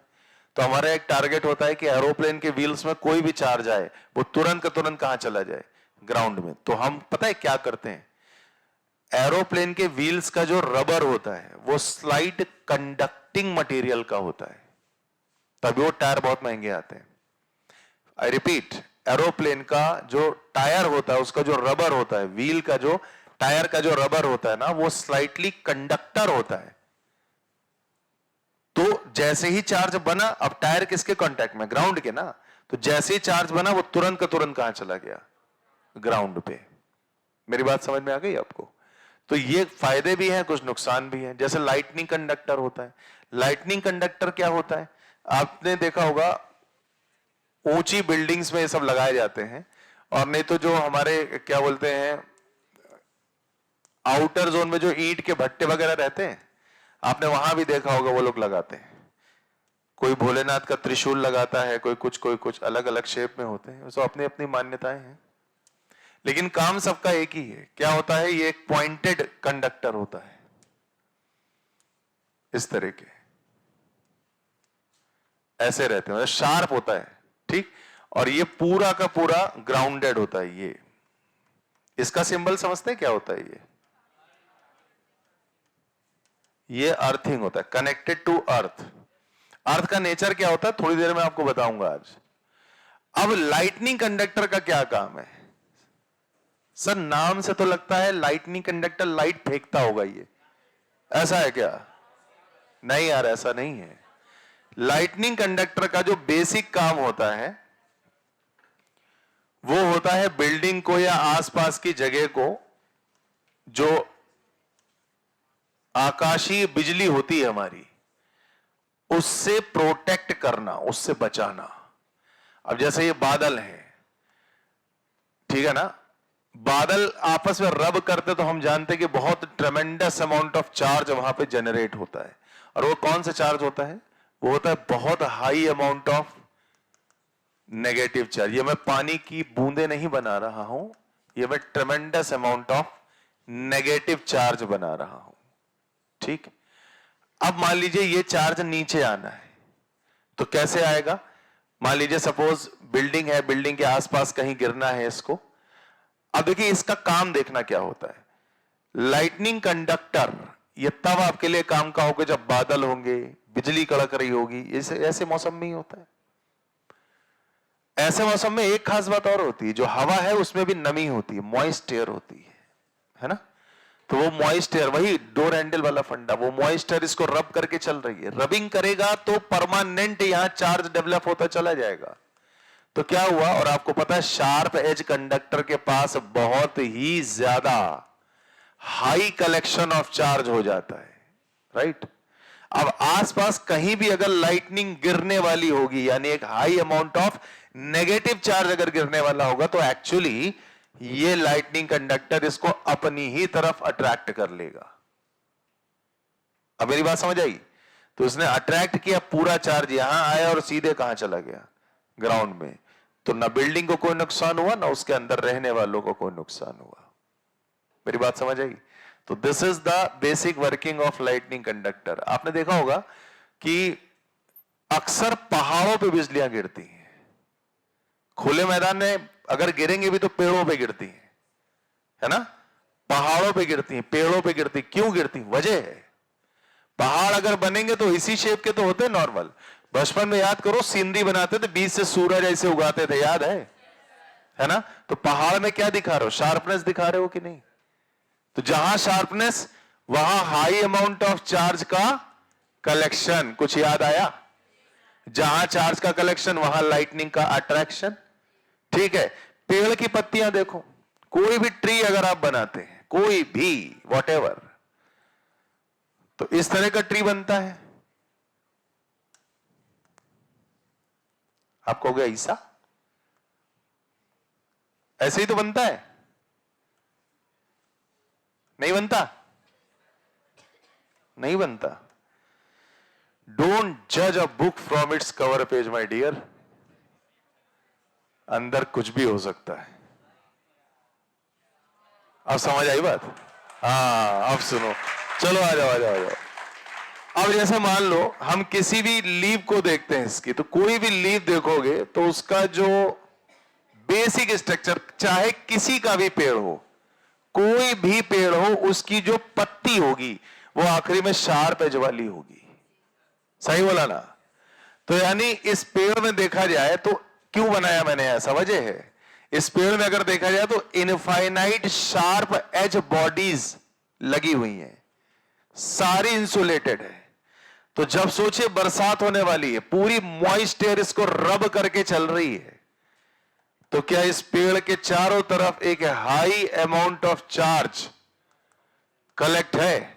ये तो मैं फिर भी बहुत दूर दूर बना रहा हूं, आप समझदार हैं, ठीक है ना। अब अगर बिजली कहीं आसपास भी गिरने वाली होगी ना, तो वो कहां गिरेगी? पेड़ पे गिरेगी, ठीक है ना। अब अगर कोई दो लोग बरसात के मौसम में बरसात का आनंद लेने के लिए पेड़ के नीचे खड़े हैं, तो उनको यहां से हट जाना चाहिए। समझ गए ना? क्लियर है? आपके लिए भी ये ज्ञान है। हाँ, अब सुनना, क्वेश्चन क्या आया कि सर अगर बारिश है, बिजली कड़क रही है, पेड़ के नीचे खड़े हैं, तो हमारे रिस्क कैसे है? तो रिस्क तो बता दिया कैसे है, कि आसपास भी अगर कहीं लाइटनिंग गिरने वाली होगी तो वो इस पेड़ की तरफ अट्रैक्ट हो जाएगी। और अगर पेड़ पे गिरी तो तुम्हारा क्या होगा? तुम्हारा नहीं, सॉरी, इनका क्या होगा? आप समझदार है, बताने की जरूरत नहीं है। अच्छा, अब एक क्वेश्चन है, ध्यान से सुनते जाना, बहुत बढ़िया समझा तो पूरा दिया। अब इनके दिमाग में एक प्रश्न है, सर बारिश से तो बचना है, बारिश में भीगेंगे तो सर्दी जुकाम बुखार हो जाएगा, क्या करें?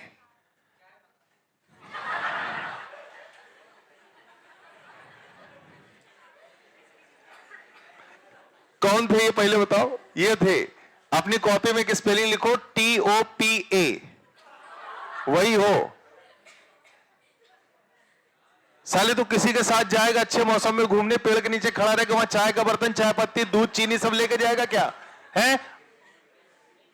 गधा कहीं का, चाय बना दे, मतलब और कोई बात ही नहीं है। चलो इधर आ, अब ध्यान से सुनो। अगर बारिश से बचना है, मोटिव क्या है? लाइटनिंग से बचना है। ध्यान से सुनिएगा, सबसे ज्यादा सेफेस्ट बॉडी क्या रहेगी मालूम है आपको? क्या? एक इनिंग सुन ले पहले हम। हाँ हाँ, कार ना भी हो ना, तब भी कोई टीन का कोई सड़ा हुआ डिब्बा हो, तब भी तुम बैठ जाना उसके अंदर, अगर लाइटनिंग से बचना है तो। मतलब ऐसा कुछ है, जैसे ऐसे मान लीजिए कभी भगवान ने आपको श्राप दे दिया कि जा तेरे ऊपर लाइटनिंग ही लाइटनिंग गिरेगी। ठीक है, अब ये बेचारे जहां भागेंगे लाइटनिंग वहां वहां गिर रही है, ऐसे मान लो कुछ हो गया। फिर ये भागते भागते गए और इनको बहुत पुराना एक ऐसे कबाड़ा टाइप का एक टीन का बना हुआ कुछ डब्बा या झोपड़ा ऐसा कुछ दिख गया, तो दोनों जाके ना उसके अंदर बैठ जाएंगे चुपचाप। अब इसका फायदा क्या बताऊं आपको, मेटल की कंडीशन बताई थी कि मेटल के अंदर कभी भी चार्ज स्टे नहीं करेगा। मेरी बात समझ गया ना, मेटल के अंदर कभी भी चार्ज स्टे नहीं करता। इस वजह से अगर लाइटनिंग का अमाउंट इस पर गिरा भी, ध्यान से सुनते रहना, तो ये कहां से कनेक्टेड है, ग्राउंड से, पूरा का पूरा चार्ज ग्राउंड पे फ्लो हो जाएगा, ये बंदे सेफ रहेंगे अंदर। अब YouTube पे सर्च करिएगा लाइटनिंग ऑन कार्स, भाई साहब एक आध वीडियो आपको मिलेगा जरूर कि चलती हुई आगे कार में ऐसे खूब हैवी लाइटनिंग गिरी, बिल्कुल झाम से एकदम आवाज आई, कार भी ऐसे हिली, लेकिन ना कार को कुछ हुआ ना अंदर बैठे जीवित प्राणियों को कुछ हुआ। वजह वही है जो मैंने आपको बोला कि मेटल के अंदर कभी भी चार्ज स्टे नहीं कर सकता। समझ गए मेरी बात? मेरी बात क्लियर है? ये बात दिमाग में रख लेना, थोड़ी देर बाद अब इस्तेमाल होने वाली है। क्या ये बात क्लियर है? छाते से याद आया, पुराने मॉडल का छाता जो होता था, जो हमारे बाबा दादा के टाइम पे चलता था, ऐसे यू शेप अम्ब्रेला होता था नीचे से, और लोहे का होता था मेटल उसका, और छाते की जो चोंच होती थी वो भी लोहे की होती थी। अब मार्केट में बड़ा कम हो गया मिलना, क्योंकि उस छाते से एक्सीडेंट बहुत हुए। पता लगा एक सत्पुरुष, एक ज्ञानी परमात्मा थे, वो बेचारे बारिश में घूमने के लिए निकले, छाता खोल लिया, बिजली कड़क रही थी, लेकिन उनको क्या पता कि वो छाते के फॉर्म में अपने ऊपर एक हाई अमाउंट ऑफ चार्ज लेके चल रहे हैं। क्यों? शार्प एज कंडक्टर हो गया, वो शार्प एज हो गया, हाई कलेक्शन ऑफ चार्ज, वो अपने सर के ऊपर लेके चल रहे हैं। अगर आसपास भी कहीं लाइटनिंग गिरनी होगी ना, तो वो उनके छाते की तरफ अट्रैक्ट हो जाएगी और उनको रोस्ट करके नीचे चली जाएगी। मेरी बात आई ना समझ में? अब छाते का भी आप शेप देखिएगा, एक तो प्लास्टिक रहता है, दूसरा कभी भी शार्प एज नहीं मिलेगा, हमेशा ऐसे गोल डंडा टाइप मिलता है छातों में अब आपको, इसीलिए आप चेंज हो रहे हैं। मेरी बात समझ गए ना? ध्यान रखिएगा ये सारी बातें। खैर, बाय द वे, इतनी बातें समझ गए लाइटनिंग के बारे में। एक क्वेश्चन फिर से है तुम्हारी सामने, आ जाओ। कौन सा है? आई होप शायद बुकलेट का क्वेश्चन नंबर 6वां है। देखो क्या है, अगर मैं सही हूं तो। यो बेटे, क्वेश्चन नंबर 6 पढ़िए, आंसर दीजिए इसी बात पे। सारी कुछ बातें बता रखी हैं, इसलिए मेरे बोलने का कोई स्कोप नहीं है। सवाल पढ़ देते हैं। In general metallic ropes are suspended on the carriers which take inflammable material. The reason is their speed is controlled. अबे मेटल की रस्सी लगा के स्पीड कैसे कंट्रोल कर लोगे तुम? आप एक कल्पना करिए जरा, एक ऑयल का टैंकर है, इंडियन ऑयल में ऑयल का टैंकर लेके, पूरा भरा हुआ टैंकर लेके जा रहा है, अब तुम पीछे एक चेन लटका दोगे, वो स्पीड कंट्रोल में हेल्प करेगी क्या? उसके लिए तो एक्सेलरेटर और ब्रेक और अंदर ड्राइवर नाम का एक जीवित प्राणी भी तो होता है, तो चेन की क्या जरूरत? पहला गलत हो गया, ठीक है, पहला गलत हो गया। दूसरा सुनो, to keep the centre of gravity of the carrier nearer to the earth. Chain लगा के कह रहा है कि उस कैरियर की सेंटर ऑफ ग्रेविटी हम अर्थ के नजदीक ले आते हैं। अरे मेरे भाई, इतना हैवी ऑयल का पूरा कंटेनर होता है, उससे तुम एक चेन लगा दोगे तो चेन का मास तो वैसे भी कंटेनर के करस्पॉन्डिंगली नेग्लिजिबल होता है, तो वो कहां से सेंटर ऑफ मास मूव कराएगा? सही बोला नहीं बोला? दूसरा भी गलत। तीसरा, to keep the body of the carrier in contact with the earth. चौथा, nothing should be placed under the carrier. C वाला है, केवल एक मोटिव होता है कि वो कैरियर ग्राउंडेड हो, ताकि रबिंग की वजह से जो भी चार्ज बने तुरंत का तुरंत चला जाए ग्राउंड पे। क्योंकि जो नॉर्मल टायर्स होते हैं, पहले भी बोला, केवल प्लेन का टायर ऐसा होता है जिसमें कंडक्टिंग नेचर पाया जाता है। ये ट्रक का टायर और ये सब टायर में नहीं मिलता, ठीक है ना? तो कोई भी चार्ज आया तो हमारा एक मोटिव रहा ना कि वो कहां चला जाए, अर्थ पे। वो टायर के थ्रू तो जाएगा नहीं, तो इसलिए हमको एक चेन वहां लटकानी पड़ती है। अब मेरी बात समझ गए? अगर ट्रक या इस तरह के कैरियर्स के टायर्स में हम लोग कंडक्टिंग मटेरियल डालें, कुछ जैसा एरोप्लेन में पड़ता है, तो चेन लगाने की जरूरत नहीं। लेकिन टायर्स की कॉस्ट इतनी ज्यादा आ जाएगी कि 97 रुपए लीटर का पेट्रोल आपको 500 रुपए लीटर मिलेगा। नहीं समझे आप? भाई जो कैरियर लेकर आ रहा है, जो कॉस्टिंग आएगी लाने ले जाने में, वो भी तो खर्चा हम ही से लेगी सरकार, नहीं लेगी क्या? तो बस इसीलिए मैंने बोला कि अगर वो टायर एरोप्लेन वाला लगने लगा ना, तो 97 रुपीज कॉस्ट का पेट्रोल आपको कम से कम 500 रुपए में पड़ेगा। कॉस्टिंग बढ़ जाएगी ना। मतलब एक रीजन हमारे पास ये हो सकता था, तो सर हम नहीं लगाते चेन सर, हम एरोप्लेन वाला टायर लगा देते हैं ना ट्रक में सर। मैं उसी का जवाब आपको दे रहा हूं कि इसलिए नहीं करते हैं क्योंकि कॉस्टिंग बहुत ज्यादा बढ़ जाएगी। अब मेरी बात समझ गए? तो इसलिए सबसे सिंपलेस्ट वे क्या है? चेन लटका दीजिए, काम खत्म। कार में चेन नहीं लटकती बिल्कुल। कार में इसलिए नहीं होता है देवी जी, क्योंकि कार में पहली चीज तो इतनी ज्यादा ना हम स्पीड में रहते हैं। एरोप्लेन की लैंडिंग और कार की स्पीड में अंतर हो गया ना। अब मेरी बात समझ गए? और कार में अगर थोड़ा मोड़ा चार्ज आ भी जाता है तो वो चार्ज ऑटोमेटिक ग्राउंड में जाएगा। अब पूछो कैसे? वजह सुनो मुझसे। कोई बता सकता है? कार का, चलिए कार को मैं 140 पे ले जा रहा हूं, नॉर्मली ऐसी चलती हैं। अब एकदम ही तुम हाई स्पीड कार चलाओ तो बात अलग, तो उसका टायर भी अलग होगा फिर। तो मान लीजिए जैसे नॉर्मल कार है, हम उसको 140 पे ले जा रहे हैं, तो ऐसा नहीं कि उसमें चार्ज नहीं प्रोड्यूस हो रहा होगा, टायर बिल्कुल आएगा। हीट हो जाते हैं टायर, आपने देखा होगा, तो चार्जिंग भी होगी फिर। तो वो चार्ज क्या टायर में बना रहता है या ग्राउंड पे जाएगा?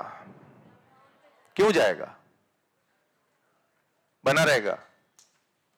टायर कभी आपने कटा हुआ टायर देखा? टूटा हुआ, कटा हुआ, पुराना टायर आपने देखा होगा, उसके अंदर एक नेट पड़ती है मेटल की। वो नेट कंडक्टिंग मटेरियल का काम कर जाता है। हालांकि वो टायर को स्ट्रेंथ देने के लिए भी होता है, लेकिन उसके जरिए वो एक कंडक्टिंग बॉडी का काम कर जाता है। दैट्स वाई हम लोग सेफ रहते हैं। और पहली चीज, कार के टायर में रबिंग नहीं होती, कार के टायर में रोलिंग होती है ज्यादातर। रबिंग और रोलिंग में अंतर है। जब एरोप्लेन लैंड करता है तो रबिंग होती है पहले, उसके बाद टायर रोल करता है। पहले वो घिसता है टायर बहुत कस के, उसके बाद वो रोल करता है। और रोल करेगा तो घिसेगा नहीं। अंतर हो गया ना दोनों में। तो कार में रबिंग अमाउंट काफी कम होता है। बहुत ज्यादा रबिंग क्या हुआ, आपने चलती गाड़ी में फुल ब्रेक मार दिया तो कितना रब कर लेगा यार? बहुत ज्यादा थोड़ी ना होगा। तो प्रैक्टिकली चीजें हैं, सोचिएगा तो समझ में आता है। क्या बातें समझ में आ गई आपको? अगली एक हेडिंग डालिएगा, चार्जिंग का जो हमारा दूसरा मेथड होता था। पहला मेथड आपको क्या बताया था? Frictional electricity. और दूसरा मेथड आपको क्या बताया मैंने? इंडक्शन। ये भी एक अपने आप में यार बहुत बढ़िया, बहुत इंटरेस्टिंग टाइप का प्रोसेस है। देखिएगा क्या इसमें क्या लिखोगे यार, बताओ। अच्छा ठीक, सुनो। चार्जिंग में फ्रिक्शन आपने लिखा, उसके लिए आधा पेज छोड़ दीजिए। छोड़ा? और उसमें लिखो right 5 examples of frictional electricity. साले घर से करके लाना, हम क्या लिखवाएं? इतनी देर तो समझाया, अब इसमें हम लिखवाएं भी तुमको? ये कौन सी बात हुई है? बोर्ड का पेपर देना है क्या कि उसमें तुमको 5 एग्जांपल पूछेगा? लिखो right 5 examples of frictional electricity. खुश हो गए? अब लिख लाना। मतलब ये तो अति है यार। अब इसको हम एक एक लिखवाएंगे तो तुम हो गई पूरी क्लास तुम्हारी। क्या है? नहीं तो इतना बना तो लिया होगा ना, कि बनाया भी नहीं? कुछ नहीं किया तुमने? ये सब बनाया तो होगा ना? बनाया भी नहीं है भैया। जिन्होंने नहीं बनाया फटाफट बना लो। तुम लोग पता है जैसे छोटे बच्चे नहीं होते, बच्चों लिखो तब तुम लिखोगे। सर ने अभी कहा ही नहीं, हम कहीं से लिख लें? है? बना लो भाई।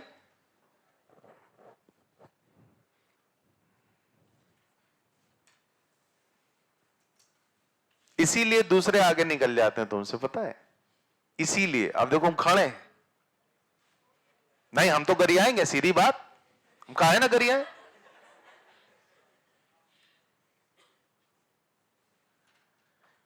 डांटने में उतना आनंद नहीं होता जितना गरियाने में होता है। मन मार ही नहीं रहे, हम कभी नहीं मन मारते।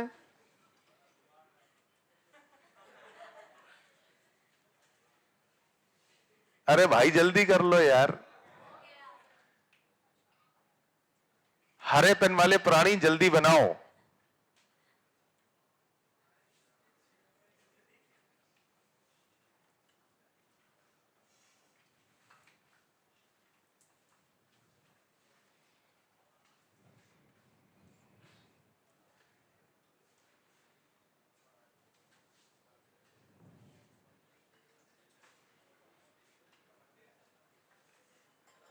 कहां पे हो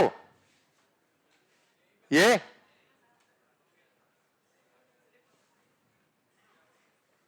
शाम को खींच लेते ना इसकी फोटो, अभी काहे खींच रहे हो? इतनी देर से बना हुआ है। कसम से एक बैल बुद्धि हो, इतनी देर से था, अभी फोटो का याद नहीं आया। चलिए अगली हेडिंग इलेक्ट्रोस्टैटिक इंडक्शन, ये इसका दूसरा है। क्या हुआ? पिंकू अगले साल मना लेगा बर्थडे। इलेक्ट्रोस्टैटिक इंडक्शन,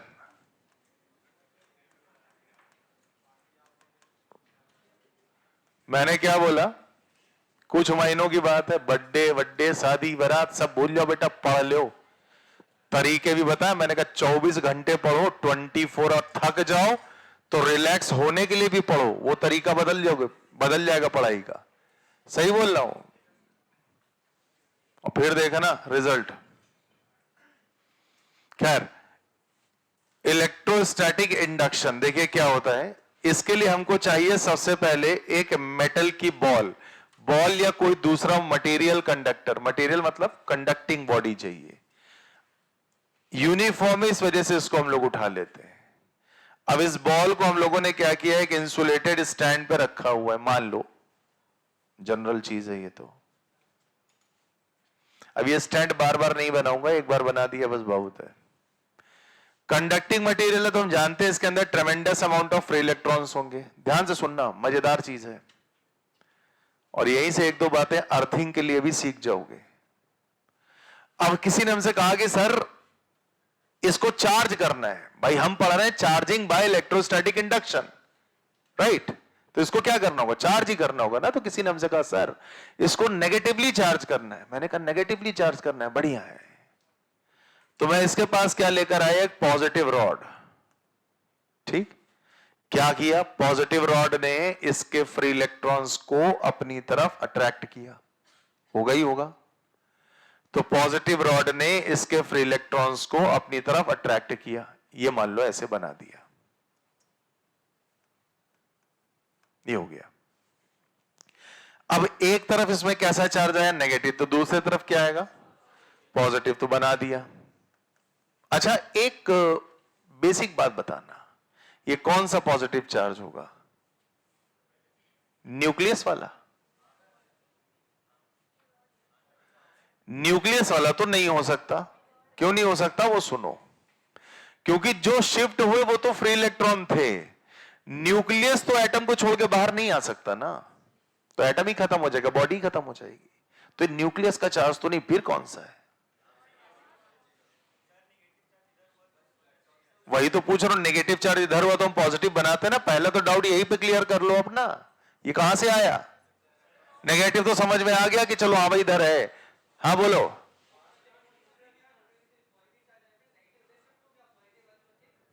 वही तो पूछ रहा हूं, ये कहां से आया पॉजिटिव? शिफ्ट तो हो गया, ये तो हर कोई कह रहा है कि नेगेटिव इधर गया तो उधर पॉजिटिव गया, बॉडी पहले न्यूट्रल थी बाद में रहेगी। आया कहां से पॉजिटिव? हमने तो नहीं दिया। हाँ भाई, पहले से था।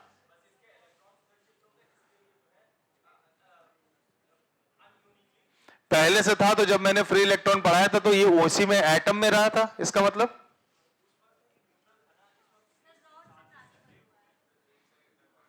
वेट, आपको मैं एक स्ट्रक्चर दिखा रहा हूं। मैंने आपको ये समझाया था, याद है? एक थर्मल एजिटेशन का प्रोसेस समझाया था कल की क्लास में। मैंने कहा था वहीं से फ्री इलेक्ट्रॉन निकलता, उसी प्रोसेस की वजह से। अगर यहां से इलेक्ट्रॉन निकला इस एटम की वजह से, तो यहां पे क्या आ जाएगा? Positive charge. अब मान लीजिए हम इसके पास में एक कोई दूसरा पॉजिटिव रॉड ले आए, अब ये इलेक्ट्रॉन तो इसकी तरफ अट्रैक्ट हो गए, तो क्या ये एटम शिफ्ट हो जाएंगे या ये प्लस का चार्ज निकल के भाग जाएगा? क्या होगा दोनों में? अब जवाब दो तो जाने। देखो पढ़ाने को मैं पढ़ा सकता था, मैंने कहा बेटा ये नेगेटिव आ गया, यहां पॉजिटिव आ गया, तुम कहते यस सर। गलत कह रहा हूं? दिमाग ना खुलता तुम्हारा।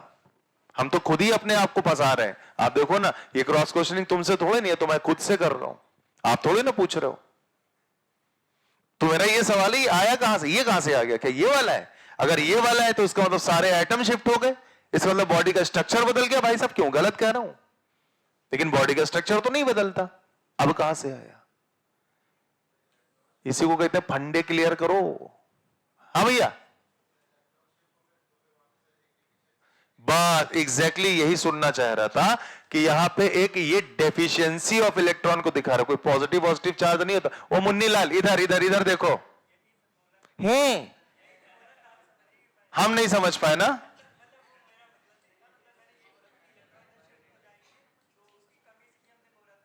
तुमने कमी वाली बात कहां की थी?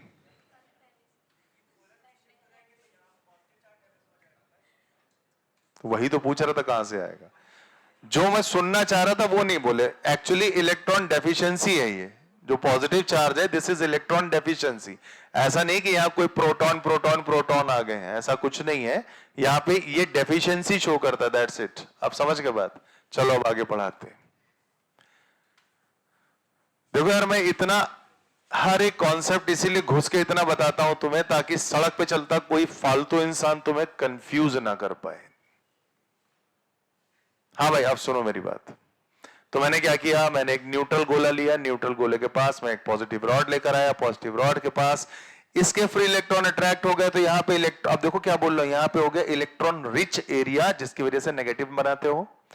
इलेक्ट्रॉन रिच एरिया जिसकी वजह से नेगेटिव बनाते हो यहां पे साइन वाइज, और ये हो गया इलेक्ट्रॉन डेफिशिएंट एरिया जिसकी वजह से तुम एक यहां पॉजिटिव साइन दिखाते हो। अब समझ आया ये नेगेटिव और पॉजिटिव क्यों दिखाए जाते हैं। खैर बाय द वे, अच्छा एक बात बताइए, हमारा टारगेट क्या है? हमारा टारगेट है इसको चार्ज करना। मान लीजिए मैंने कहा अरे वाह चार्जेस आ गए, मैं बड़ा खुश हो गया, मैंने कहा चल इसको हटा देते हैं, घर ले जाते हैं, वापस से चार्ज तो आ ही गए थे। तो मैंने उस रॉड को हटा दिया, क्या ये ऐसे ही बना रहेगा? बिल्कुल नहीं बना रहेगा। ये तो फोर्सफुली हुआ था, अपने आप तो हुआ नहीं था। तो ये वापस से क्या होगा? मर्ज हो जाएगा, खत्म हो जाएगा। तो इसका मतलब इस स्टेज पे हम इस पॉजिटिव रॉड को यहां से रिमूव नहीं कर सकते। ठीक, तो क्या करना है भाई? चार्ज रोकना है। हमसे कहा गया था इसको नेगेटिव चार्ज बनाना है। ध्यान से सुनना, हमने क्या किया? हमने सबसे पहले किया अर्थिंग, यानी इस बॉडी को वायर के द्वारा अर्थ से कनेक्ट किया। अच्छा एक बात बता रहा हूं, अर्थ चाहे यहां से कर दो, चाहे यहां से कर दो, चाहे यहां से कर दो, चाहे यहां से कर दो, चाहे यहां से कर दो, कोई फर्क नहीं पड़ रहा। जो यहां से होगा वही हर जगह से होगा। समझ गए ना बात को? तो दिमाग में ना सर अच्छा यहां से कनेक्ट किया तभी ऐसा हुआ, ऐसा कुछ नहीं। सुनते जाना। अर्थ का पता है क्या नेचर होता है? अर्थ का नेचर होता है, पहले तो अर्थ के बारे में जान लो, क्योंकि ये काम आएगा इलेक्ट्रिक पोटेंशियल में। जैसे हम लोग बात करते हैं वाटर लेवल की बात करते हैं, हाइड्रो तो पूरी पढ़ ही चुके हो, वाटर लेवल की बात करते हैं, और उसमें हम एक बात ये भी समझते हैं कि अगर हमने दो कंटेनर्स को आपस में कनेक्ट किया, एक में वाटर लेवल ज्यादा है, एक में वाटर लेवल कम है, अमाउंट मैटर नहीं करता। जिसमें वाटर लेवल ज्यादा होगा वहां से पानी बहना शुरू हो जाएगा। याद है दो गोले बलून्स तुमने कनेक्ट किए थे, छोटा वाला और छोटा हो गया था क्योंकि उसके अंदर का प्रेशर ज्यादा था, बड़ा वाला और बड़ा हो गया था। ऐसे ही वाटर लेवल में भी है, जिधर हाई प्रेशर होगा अमाउंट मैटर नहीं करता। याद रखना, बार बार बोल रहा हूं, जिधर हाई प्रेशर होगा उधर वाटर लेवल ज्यादा मिलेगा आपको। तो हमेशा जैसे ही तुमने दो कंटेनर्स आपस में कनेक्ट किए तो हाई लेवल से लो लेवल की तरफ पानी चला, और ये पानी का फ्लो तब रुकेगा जब दोनों लेवल आपस में बराबर होगा। मैं फिर कह रहा हूं, वाटर के अमाउंट से फर्क नहीं पड़ेगा। एक तरफ पानी का ड्रम ले लो बड़ा वाला, एक तरफ पतली ट्यूब ले लो, बस ट्यूब में अगर लेवल हाई है तो ट्यूब से ड्रम में ही जाएगा। समझ गए? अब सुनो बात, अर्थ में क्या है? जो हम लिक्विड के केस में वाटर लेवल की बात करते हैं, वही इलेक्ट्रॉन्स के केस में इलेक्ट्रिकल लेवल कहलाता है। ठीक, और इसी इलेक्ट्रिकल लेवल को आगे जाके हम इलेक्ट्रिक पोटेंशियल का नाम देंगे। अभी पोटेंशियल नाम मैं इसलिए नहीं लूंगा क्योंकि मैंने पढ़ाया नहीं है। राइट, अब सुनना, अर्थ की बात कर रहे हैं। जैसे हमारे ओशियंस हैं, समुद्र है हमारे पास, महासागर है, उसमें बहुत ज्यादा अमाउंट ऑफ पानी भरा होता है। ठीक इसी तरह से जो अर्थ होती है ना, इसमें भी बहुत ज्यादा अमाउंट ऑफ इलेक्ट्रॉन्स है। अब मान लीजिए कोई गुस्सा हो गया, आज मैं इस समंदर को खाली कर दूंगा, घर से ले गया बाल्टी भर पानी लेके आ गया, आज मैंने उसको खाली कर दिया, कोई फर्क पड़ेगा क्या? नहीं। क्यों? इतना ज्यादा है कि बाल्टी छोड़ो, 2-4 टैंकर भी निकाल लोगे, कोई फर्क नहीं पड़ेगा। ठीक, ऐसे ही अर्थ है। अर्थ में इतने ज्यादा नंबर ऑफ फ्री इलेक्ट्रॉन्स माने जाते हैं कि अगर किसी बॉडी ने अर्थ से कुछ इलेक्ट्रॉन ले लिए, या अर्थ ने किसी बॉडी को कुछ इलेक्ट्रॉन दे दिए, या अर्थ ने किसी बॉडी से कुछ इलेक्ट्रॉन ले लिए, तो अर्थ के इलेक्ट्रिकल लेवल पर या इलेक्ट्रॉन लेवल पर कोई भी फर्क नहीं पड़ेगा। जिस वजह से, टेक्निकल नाम दे रहा हूं, ध्यान से सुनना, अर्थ के इलेक्ट्रॉन लेवल पे कोई फर्क नहीं पड़ेगा, मतलब अर्थ का लेवल चेंज नहीं होगा। लेवल का नाम ही हम लोगों ने क्या बोला था? इलेक्ट्रिकल पोटेंशियल बोला था ना। तो एक बात हमेशा याद रखना, अर्थ में हमेशा जो चेंज इन पोटेंशियल होता है वो होता है 0, और जिस वजह से हम एक स्टैंडर्ड बना देते हैं कि अर्थ का इलेक्ट्रिक पोटेंशियल हमेशा कितना होता है? 0। ये बातें पढ़ाऊंगा।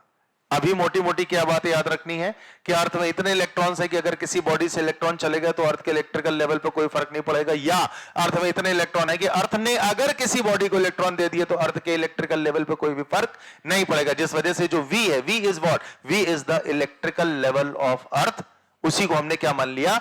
0। अब मेरी बात समझ गए? क्योंकि चेंज ही नहीं हो रहा तो हमने यही पे बोल दिया, इसको 0 ही मान लो, बात ही खत्म। क्लियर है बात? अब अर्थ का दूसरा नेचर, अर्थ का नेचर क्या होता है कि अगर आपने किसी बॉडी को अर्थ से कनेक्ट किया, ध्यान से सुन लेना, तो अर्थ देखेगी कि उस बॉडी में इलेक्ट्रॉन डेफिशिएंट है या उस बॉडी में इलेक्ट्रॉन का एक्सेस है। डेफिशिएंसी मतलब कमी, एक्सेस मतलब ज्यादा। अगर आपने किसी भी बॉडी को अर्थ से कनेक्ट किया तो अर्थ देखेगी कि जिस बॉडी को तुमने कनेक्ट किया, अच्छा इस बॉडी में ज्यादा इलेक्ट्रॉन है, सुनना आगे, इस बॉडी में ज्यादा इलेक्ट्रॉन है, चलो इससे कुछ इलेक्ट्रॉन ले लेते हैं और इसका इलेक्ट्रिकल लेवल अपने बराबर कर देते हैं। मतलब बॉडी का भी पोटेंशियल कितना कर देगी? 0। या इसका उल्टा भी होगा, किसी बॉडी को अर्थ से कनेक्ट करते हैं और ओहो इस बॉडी में तो इलेक्ट्रॉन की कमी है, चल बेटा हमसे कुछ इलेक्ट्रॉन ले ले, लेकिन अपना इलेक्ट्रिकल लेवल कितना कर दे? 0। तो मोटी मोटी बात बोलूं, जिस भी बॉडी को तुम अर्थ से कनेक्ट करोगे, फाइनली एक बात होगी, उस बॉडी का इलेक्ट्रिकल लेवल, टेक्निकल नाम बोलने जा रहा हूं, उस बॉडी का इलेक्ट्रिकल पोटेंशियल अर्थ के इलेक्ट्रिक पोटेंशियल से बराबर हो जाएगा। अब चाहे अर्थ इलेक्ट्रॉन दे या उस बॉडी से अर्थ इलेक्ट्रॉन ले, समझ गए ना? होगा फाइनली यही कि बॉडी का भी इलेक्ट्रिक पोटेंशियल अर्थ के पोटेंशियल से इक्वल हो जाएगा। क्या ये बात समझ आई? अब यहां पे तुम्हें मैटर समझ में आ जाएगा पूरा, अगर मेरी इतनी बात समझ गए हो तो।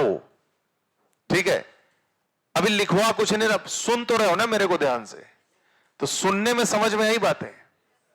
मोटी मोटी बात क्या निकल के आई कि अर्थ का इलेक्ट्रिक लेवल यानी इलेक्ट्रॉन लेवल कभी चेंज नहीं होता, इस वजह से उसका पोटेंशियल क्या मान लिया? 0, क्योंकि उसमें ट्रेमेंडस अमाउंट ऑफ फ्री इलेक्ट्रॉन्स है।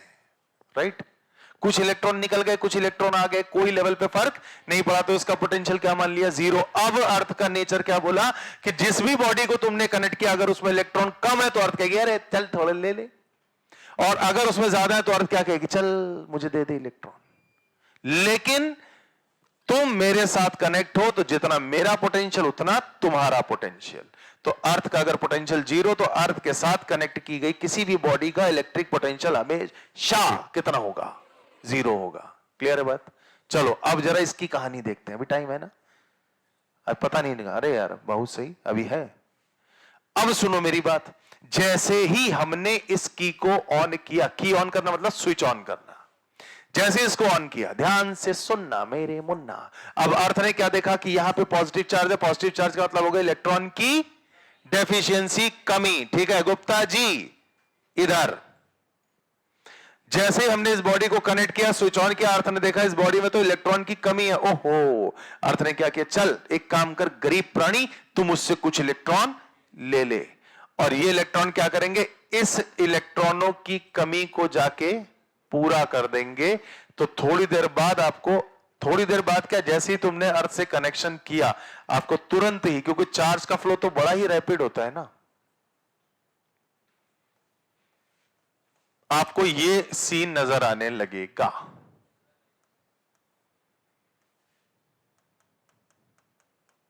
राइट? अब आप कहोगे सर अब तो नेगेटिव बचा एक्सेस में, अर्थिंग अभी भी लगी है। सर अब तो यहां से इलेक्ट्रॉन जाएगा। सही कह रहा हूं? होना ये चाहिए, होना ये चाहिए ना, लेकिन होगा नहीं। क्यों नहीं हुआ, सुनना। अगर हम इसको एज अ चार्ज मान लें तो आप ज्यादा अच्छे से समझोगे। एक्चुअली जब हम किसी तीसरी बॉडी को लगाते हैं तो चार्ज एक तरफ आएगा और दूसरी तरफ जाएगा। अब वो नेगेटिव भी हो सकता है, पॉजिटिव। अगर ये पॉजिटिव है तो इधर नेगेटिव आएगा, और अगर इधर नेगेटिव होता तो पॉजिटिव आता। मेन पॉइंट याद रखना, क्या, जो चार्ज अट्रैक्ट होके आया उस चार्ज को बुलाते हो तुम बाउंड चार्ज।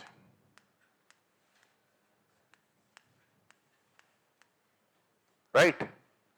जो चार्ज रिपेल होके गया वो कहलाता है फ्री चार्ज। मेरी बात समझ गए? और अर्थिंग में हमेशा याद रखना, केवल फ्री चार्ज ही न्यूट्रलाइज होता है, बाउंड चार्ज की सेहत पे फर्क नहीं पड़ा। अर्थ इससे कह रही है, अर्थ इस नेगेटिव से पता है क्या कह रही है, अरे आओ भाई तुम एक्सेस हो, चलो इधर आओ। ये चार्ज कहेगा नहीं, हम उसके साथ बंधे हुए, हम उसको छोड़ के नहीं जा सकते। मेरी बात समझ में आई ना? ये नेगेटिव क्या कहेगा कि नहीं, मैं उस पॉजिटिव की वजह से उधर आया था, मैं उसके साथ बंधा हूं, दोस्ती है मेरी उससे, मैं नहीं छोड़ के आऊंगा उसको। अर्थ कहेगी बने रहो। मेरी बात समझ गए ना? समझ गए कहानी? हां, अगर गलती से अर्थिंग लगी रह गई और तुमने गलती से इस रॉड को हटा दिया, अब ये बेचारा किसके सहारे रहेगा? गया। समझ गए ना?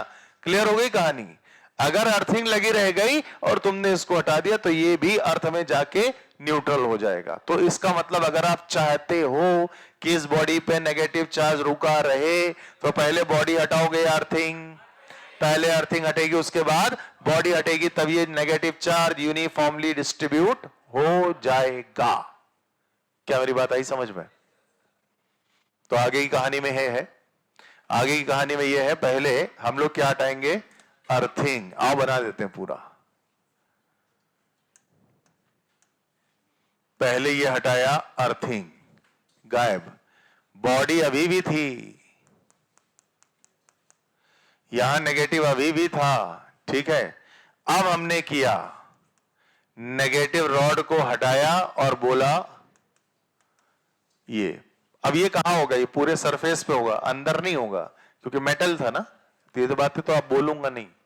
तो ये कैसा चार्ज हो गया, नेगेटिव चार्ज हो गया। क्या समझ में आया आपके? ये इंडक्शन होता है, इसी प्रोसेस का नाम होता है चार्जिंग बाय इंडक्शन। और इसमें आप ध्यान दो, हम बॉडी को बिना कांटेक्ट में लाए चार्ज कर देते हैं। देखा आपने? क्या मैंने इस रॉड को इससे टच किया था? नहीं। तो ये बिना कांटेक्ट में लाए हम एक बॉडी की हेल्प से दूसरी बॉडी को चार्ज करते हैं। क्लियर है? कोई डाउट? बना लो या फोटो खींच लो, जो तुम्हारी मर्जी है कर लो। अर्थिंग के बारे में जो पॉइंट आपको बताया तो वो मैं आपको लिखवाऊंगा, क्योंकि वो कुछ इंपॉर्टेंट पॉइंट्स हैं। और सुनिएगा, इससे ज्यादा बाउंड चार्ज या फ्री चार्ज की डिटेल मत ढूंढिएगा कहीं, क्योंकि एनटीए के सिलेबस में नहीं है ये। आप मेरी बात समझ गए? कहीं इस पे सवाल मिले तो लगाने की जरूरत नहीं है आपको।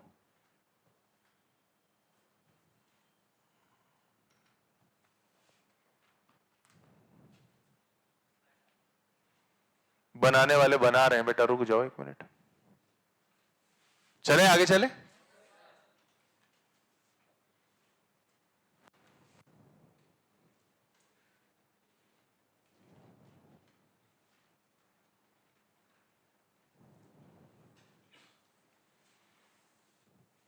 भैया हो गया?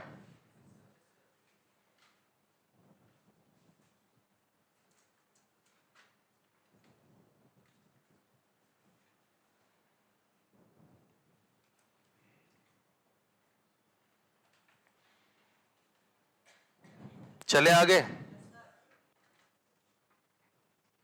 ये लीजिए सर।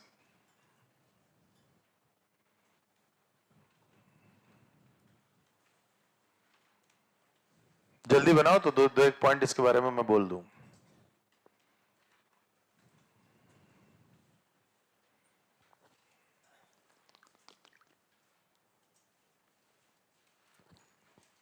अभी 12:30 बजे से पेपर का डिस्कशन लगा है, ठीक है? तो आप ज्वाइन तो कर नहीं पाओगे, तो जिसको जिस सेक्शन में दिक्कत हो उतना वीडियो देख लेना भाई, ठीक है? बाद में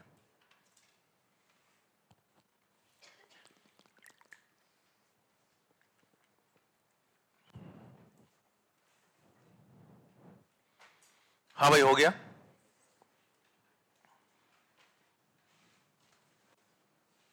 लिखिएगा some important points about earthing.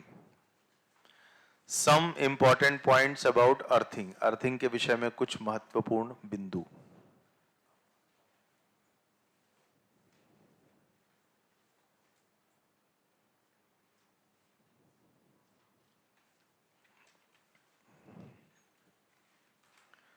पहला, it is a huge source of electron.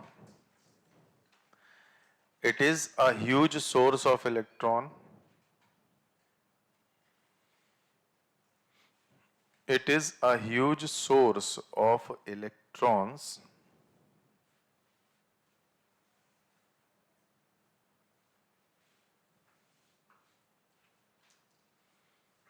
दूसरा, its electric potential,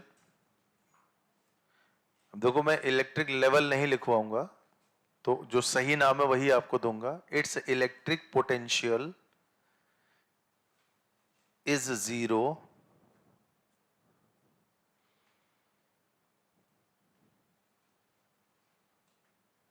0 क्यों बोलते हैं? क्योंकि कितना भी चार्ज आ जाए उसके अंदर या कितने भी इलेक्ट्रॉन्स चले जाएं कोई फर्क नहीं पड़ता।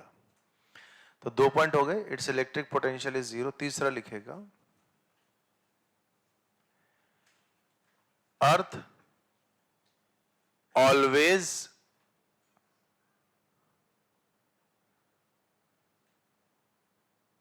अर्थ always neutralises. Earth always neutralises, neutral वाला वर्ड है ये। Earth always neutralises free charge. Bound charge, free charge आप जान गए हो क्या होता है। Earth always neutralises free charge, clear है ना? फ्री चार्ज समझ गए हो गया आप?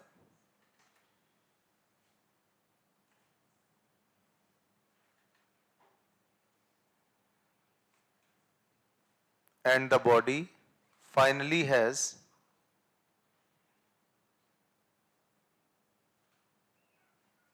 and the body finally has zero potential as that of earth। अब मैंने पूरा नहीं लिखवाया कि जिस बॉडी को अर्थ से कनेक्ट करते हो उसका केवल फ्री चार्ज न्यूट्रलाइज करेगी और फिर वो बॉडी अर्थ के जैसे जीरो पोटेंशियल पे हो जाएगी।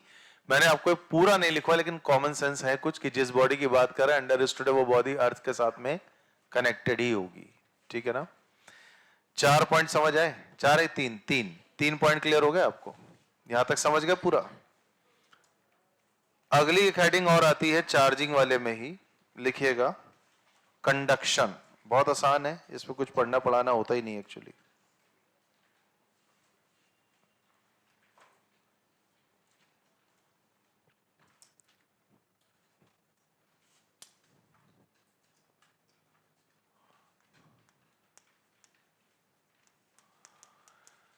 कंडक्शन में क्या है कि बॉडीज को हम आपस में कनेक्ट कर देते हैं बस, और कुछ नहीं है। जैसे मान लीजिए ये एक मेटल का गोला हुआ या जो भी है, जैसी भी बॉडी आप एज्यूम कर लो, और यहां पे हम एक पॉजिटिव बॉडी लेकर आए। अब क्या हुआ कि ये दूर नहीं रहेगी। हम इस बॉडी को, जरा ध्यान दीजिएगा, हम इस बॉडी को देखिएगा ध्यान से, हम इस बॉडी को अर्थ के साथ में, अर्थ नहीं सॉरी, दूसरी बॉडी के साथ में टच करा दिए। अब मेरी बात समझ गए? अब जैसे ही हमने इसको टच कराया तो हमने देखा कि भाई फ्री इलेक्ट्रॉन्स यहां से इधर मूव करें। ठीक, अब फ्री इलेक्ट्रॉन अगर इधर मूव करेंगे तो मान लीजिए यहां पे सपोज 6 इलेक्ट्रॉन्स का पॉजिटिव चार्ज था, +6e कर देते हैं, मान लीजिए यहां पे ये था, तो हमने बोला कि 6 इलेक्ट्रॉन अर्थ से आके नलीफाई कर गए इसको। मैं फिर अर्थ मुंह से निकल गया। पहले पूरे प्रोसेस को ध्यान से समझो। ये बॉडी को मैंने टच किया, टच करते ही इलेक्ट्रॉनिक फ्लो बना, तो हमने क्या बोला, फ्री इलेक्ट्रॉन गोले से निकल के कहां आ गए, रॉड पे आ गए। अब रॉड में मान लो +6e का चार्ज था, तो हमने कहा भाई 6 इलेक्ट्रॉन आ गए, कोई दिक्कत नहीं, तो ये तो न्यूट्रल हो गया। लेकिन क्या यहां पे +6e का चार्ज हो जाएगा? होगा या नहीं होगा? बहुत सिंपल सा है, बस आपने वो टच किया तो इलेक्ट्रॉनिक चार्ज का फ्लो हो गया। तो एक लाइन लिख दीजिएगा इसके बारे में, बस चाहे तो फिगर बना दीजिएगा। एक लाइन लिख दीजिएगा, free electron will travel on the conducting path. Free electrons will travel on the conducting path. जैसे टच करोगे तो कंडक्टिंग पाथ मिलेगा कि नहीं? कंडक्टिंग पाथ यानी मैं इसकी बात कर रहा हूं, ये जो ज्वाइंट आ गया, ये आप समझ गए? Free electrons will travel along the conducting path. Photo बना लो।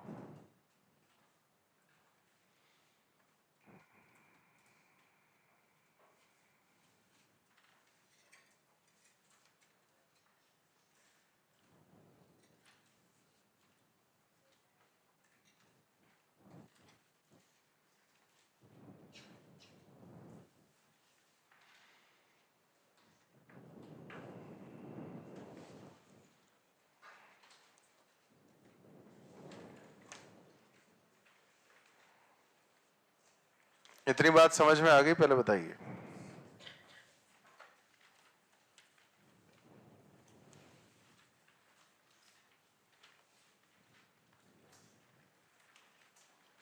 सवाल नंबर 19वां मैं चाहता हूं करो तुम, लेकिन समय है नहीं, तो एक काम करेगा, कर सकते हो इतनी देर में। चलो 19वां पढ़ो।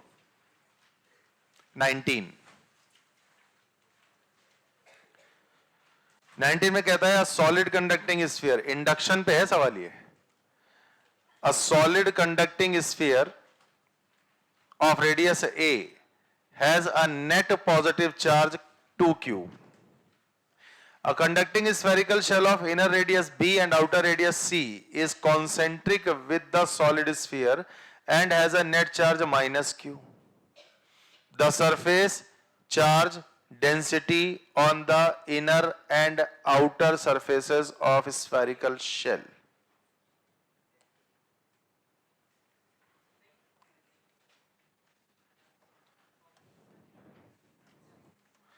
देखो आपसे कह रहा है, इस सवाल को बड़े आसानी से तुम रिप्रेजेंट कर सकते हो। ये मान लीजिए एक हमारे पास a रेडियस का सॉलिड गोला है। सॉलिड है कि हॉलो है? शेल है, नहीं सॉलिड कंडक्टिंग स्फीयर है, ठीक है। ये सॉलिड गोला है, इस पे चार्ज कितना दिया है? +2q का। अब आपसे ये कह रहा है कि इनर रेडियस b और आउटर रेडियस c का एक शेल लेकर आए। Inner radius b and outer radius c का हम एक शेल लेकर आए। अब शेल लेकर आए तो इतने में ही तो मटेरियल होगा, अंदर खाली बाहर खाली। और इस शेल में कह रहा है -q का चार्ज है। एक बात बताओ, मेटल का शेल है ना, -q का चार्ज दोगे तो शेल के अंदर आएगा या बाहर रहेगा? क्या लगता है? माइनस क्यू का चार्ज अगर तुम दिए बैठे हो तो वो शेल के बाहर ही तो होगा। अब जरा ये कहानी समझना, इंडक्शन का सवाल है, बहुत प्यारा सा। ये +2 का चार्ज पूरे में डिस्ट्रीब्यूट होगा, होगा। अब अगर ये वॉल पॉजिटिव है तो ये वॉल कैसी हुई? नेगेटिव। इस वॉल में कितना चार्ज आया? -2q। And according to conservation of charge, अगर -2q का इसमें इंड्यूस्ड हुआ है तो बाहर कितना बनेगा जाके? +2q। ये वही इलेक्ट्रॉन डेफिशिएंसी है, याद करो। तो यहां पे कैसा आया? +2q। किसकी वजह से आया? अंदर वाली बाउंड्री के इंडक्शन की वजह से, क्योंकि चार्ज हमेशा कंजर्व होता है। आप इस माइनस को थोड़ी देर के लिए हटा दो और अब देखो ये न्यूट्रल हो गया, न्यूट्रल हो गया ना।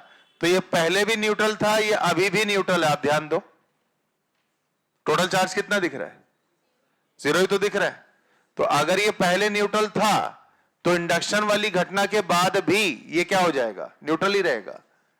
इस वजह से अगर इनर बाउंड्री में सेम सेम चार्ज बना, क्योंकि मेटल की कंडीशन है जैसा चार्ज अंदर वैसा सामने इंड्यूस्ड होगा, तो अगर इसमें +2q -2q बना, तो अगर इनर वॉल में -2q आया तो आउटर वॉल में क्या बनेगा? +2q। एक्चुअली वो बना यहीं पर था, बिल्कुल एक महीन सी बात बता रहा हूं, वो बना इसी बाउंड्री पर था, लेकिन मेटल है, फ्री इलेक्ट्रॉन है, वो बाहर पहुंचा देंगे। अब मेरी बात समझ गया ना? वो बना इसी वॉल के दोनों तरफ था, इधर -2 तो उधर क्या बना? +2q। लेकिन मेटल है, फ्री इलेक्ट्रॉन है इसमें, +2q रुक ही नहीं पाएगा, वो बाहर पहुंचा दिया जाएगा। इसलिए आउटर सरफेस पे बनाया था। अब मेरी बात समझ आई आपको? क्लियर है फंडा? समझ आ रहा है बेटा? तो वो आउटर सरफेस से +2q हो गया ये, लेकिन +2q तब था जब ये न्यूट्रल था ना। अब इसके पास पहले से कितना चार्ज था? -q। तो पहले से -q और एक ये और आ गया, तो टोटल कितना हो गया दोनों मिला के? -q और प्लस, तो कितना हो गया? तो आउटर सरफेस पर ये चार्ज, आउटर से जस्ट अंदर ये चार्ज और सबसे अंदर ये वाला, तो दोनों, इन दोनों सरफेसेस पे पूछा गया चार्ज डेंसिटी, पूछा है कि नहीं?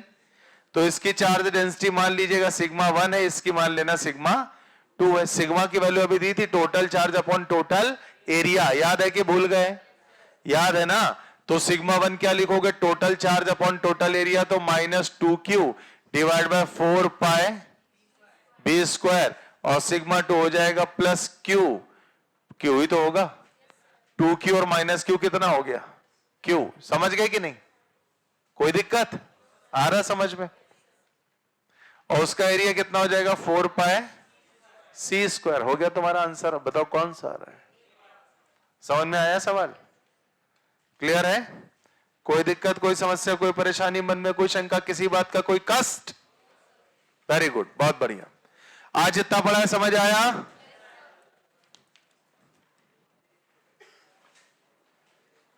ये असाइनमेंट के साथ ही अब आपको हर क्लास में आना है, समझ गए?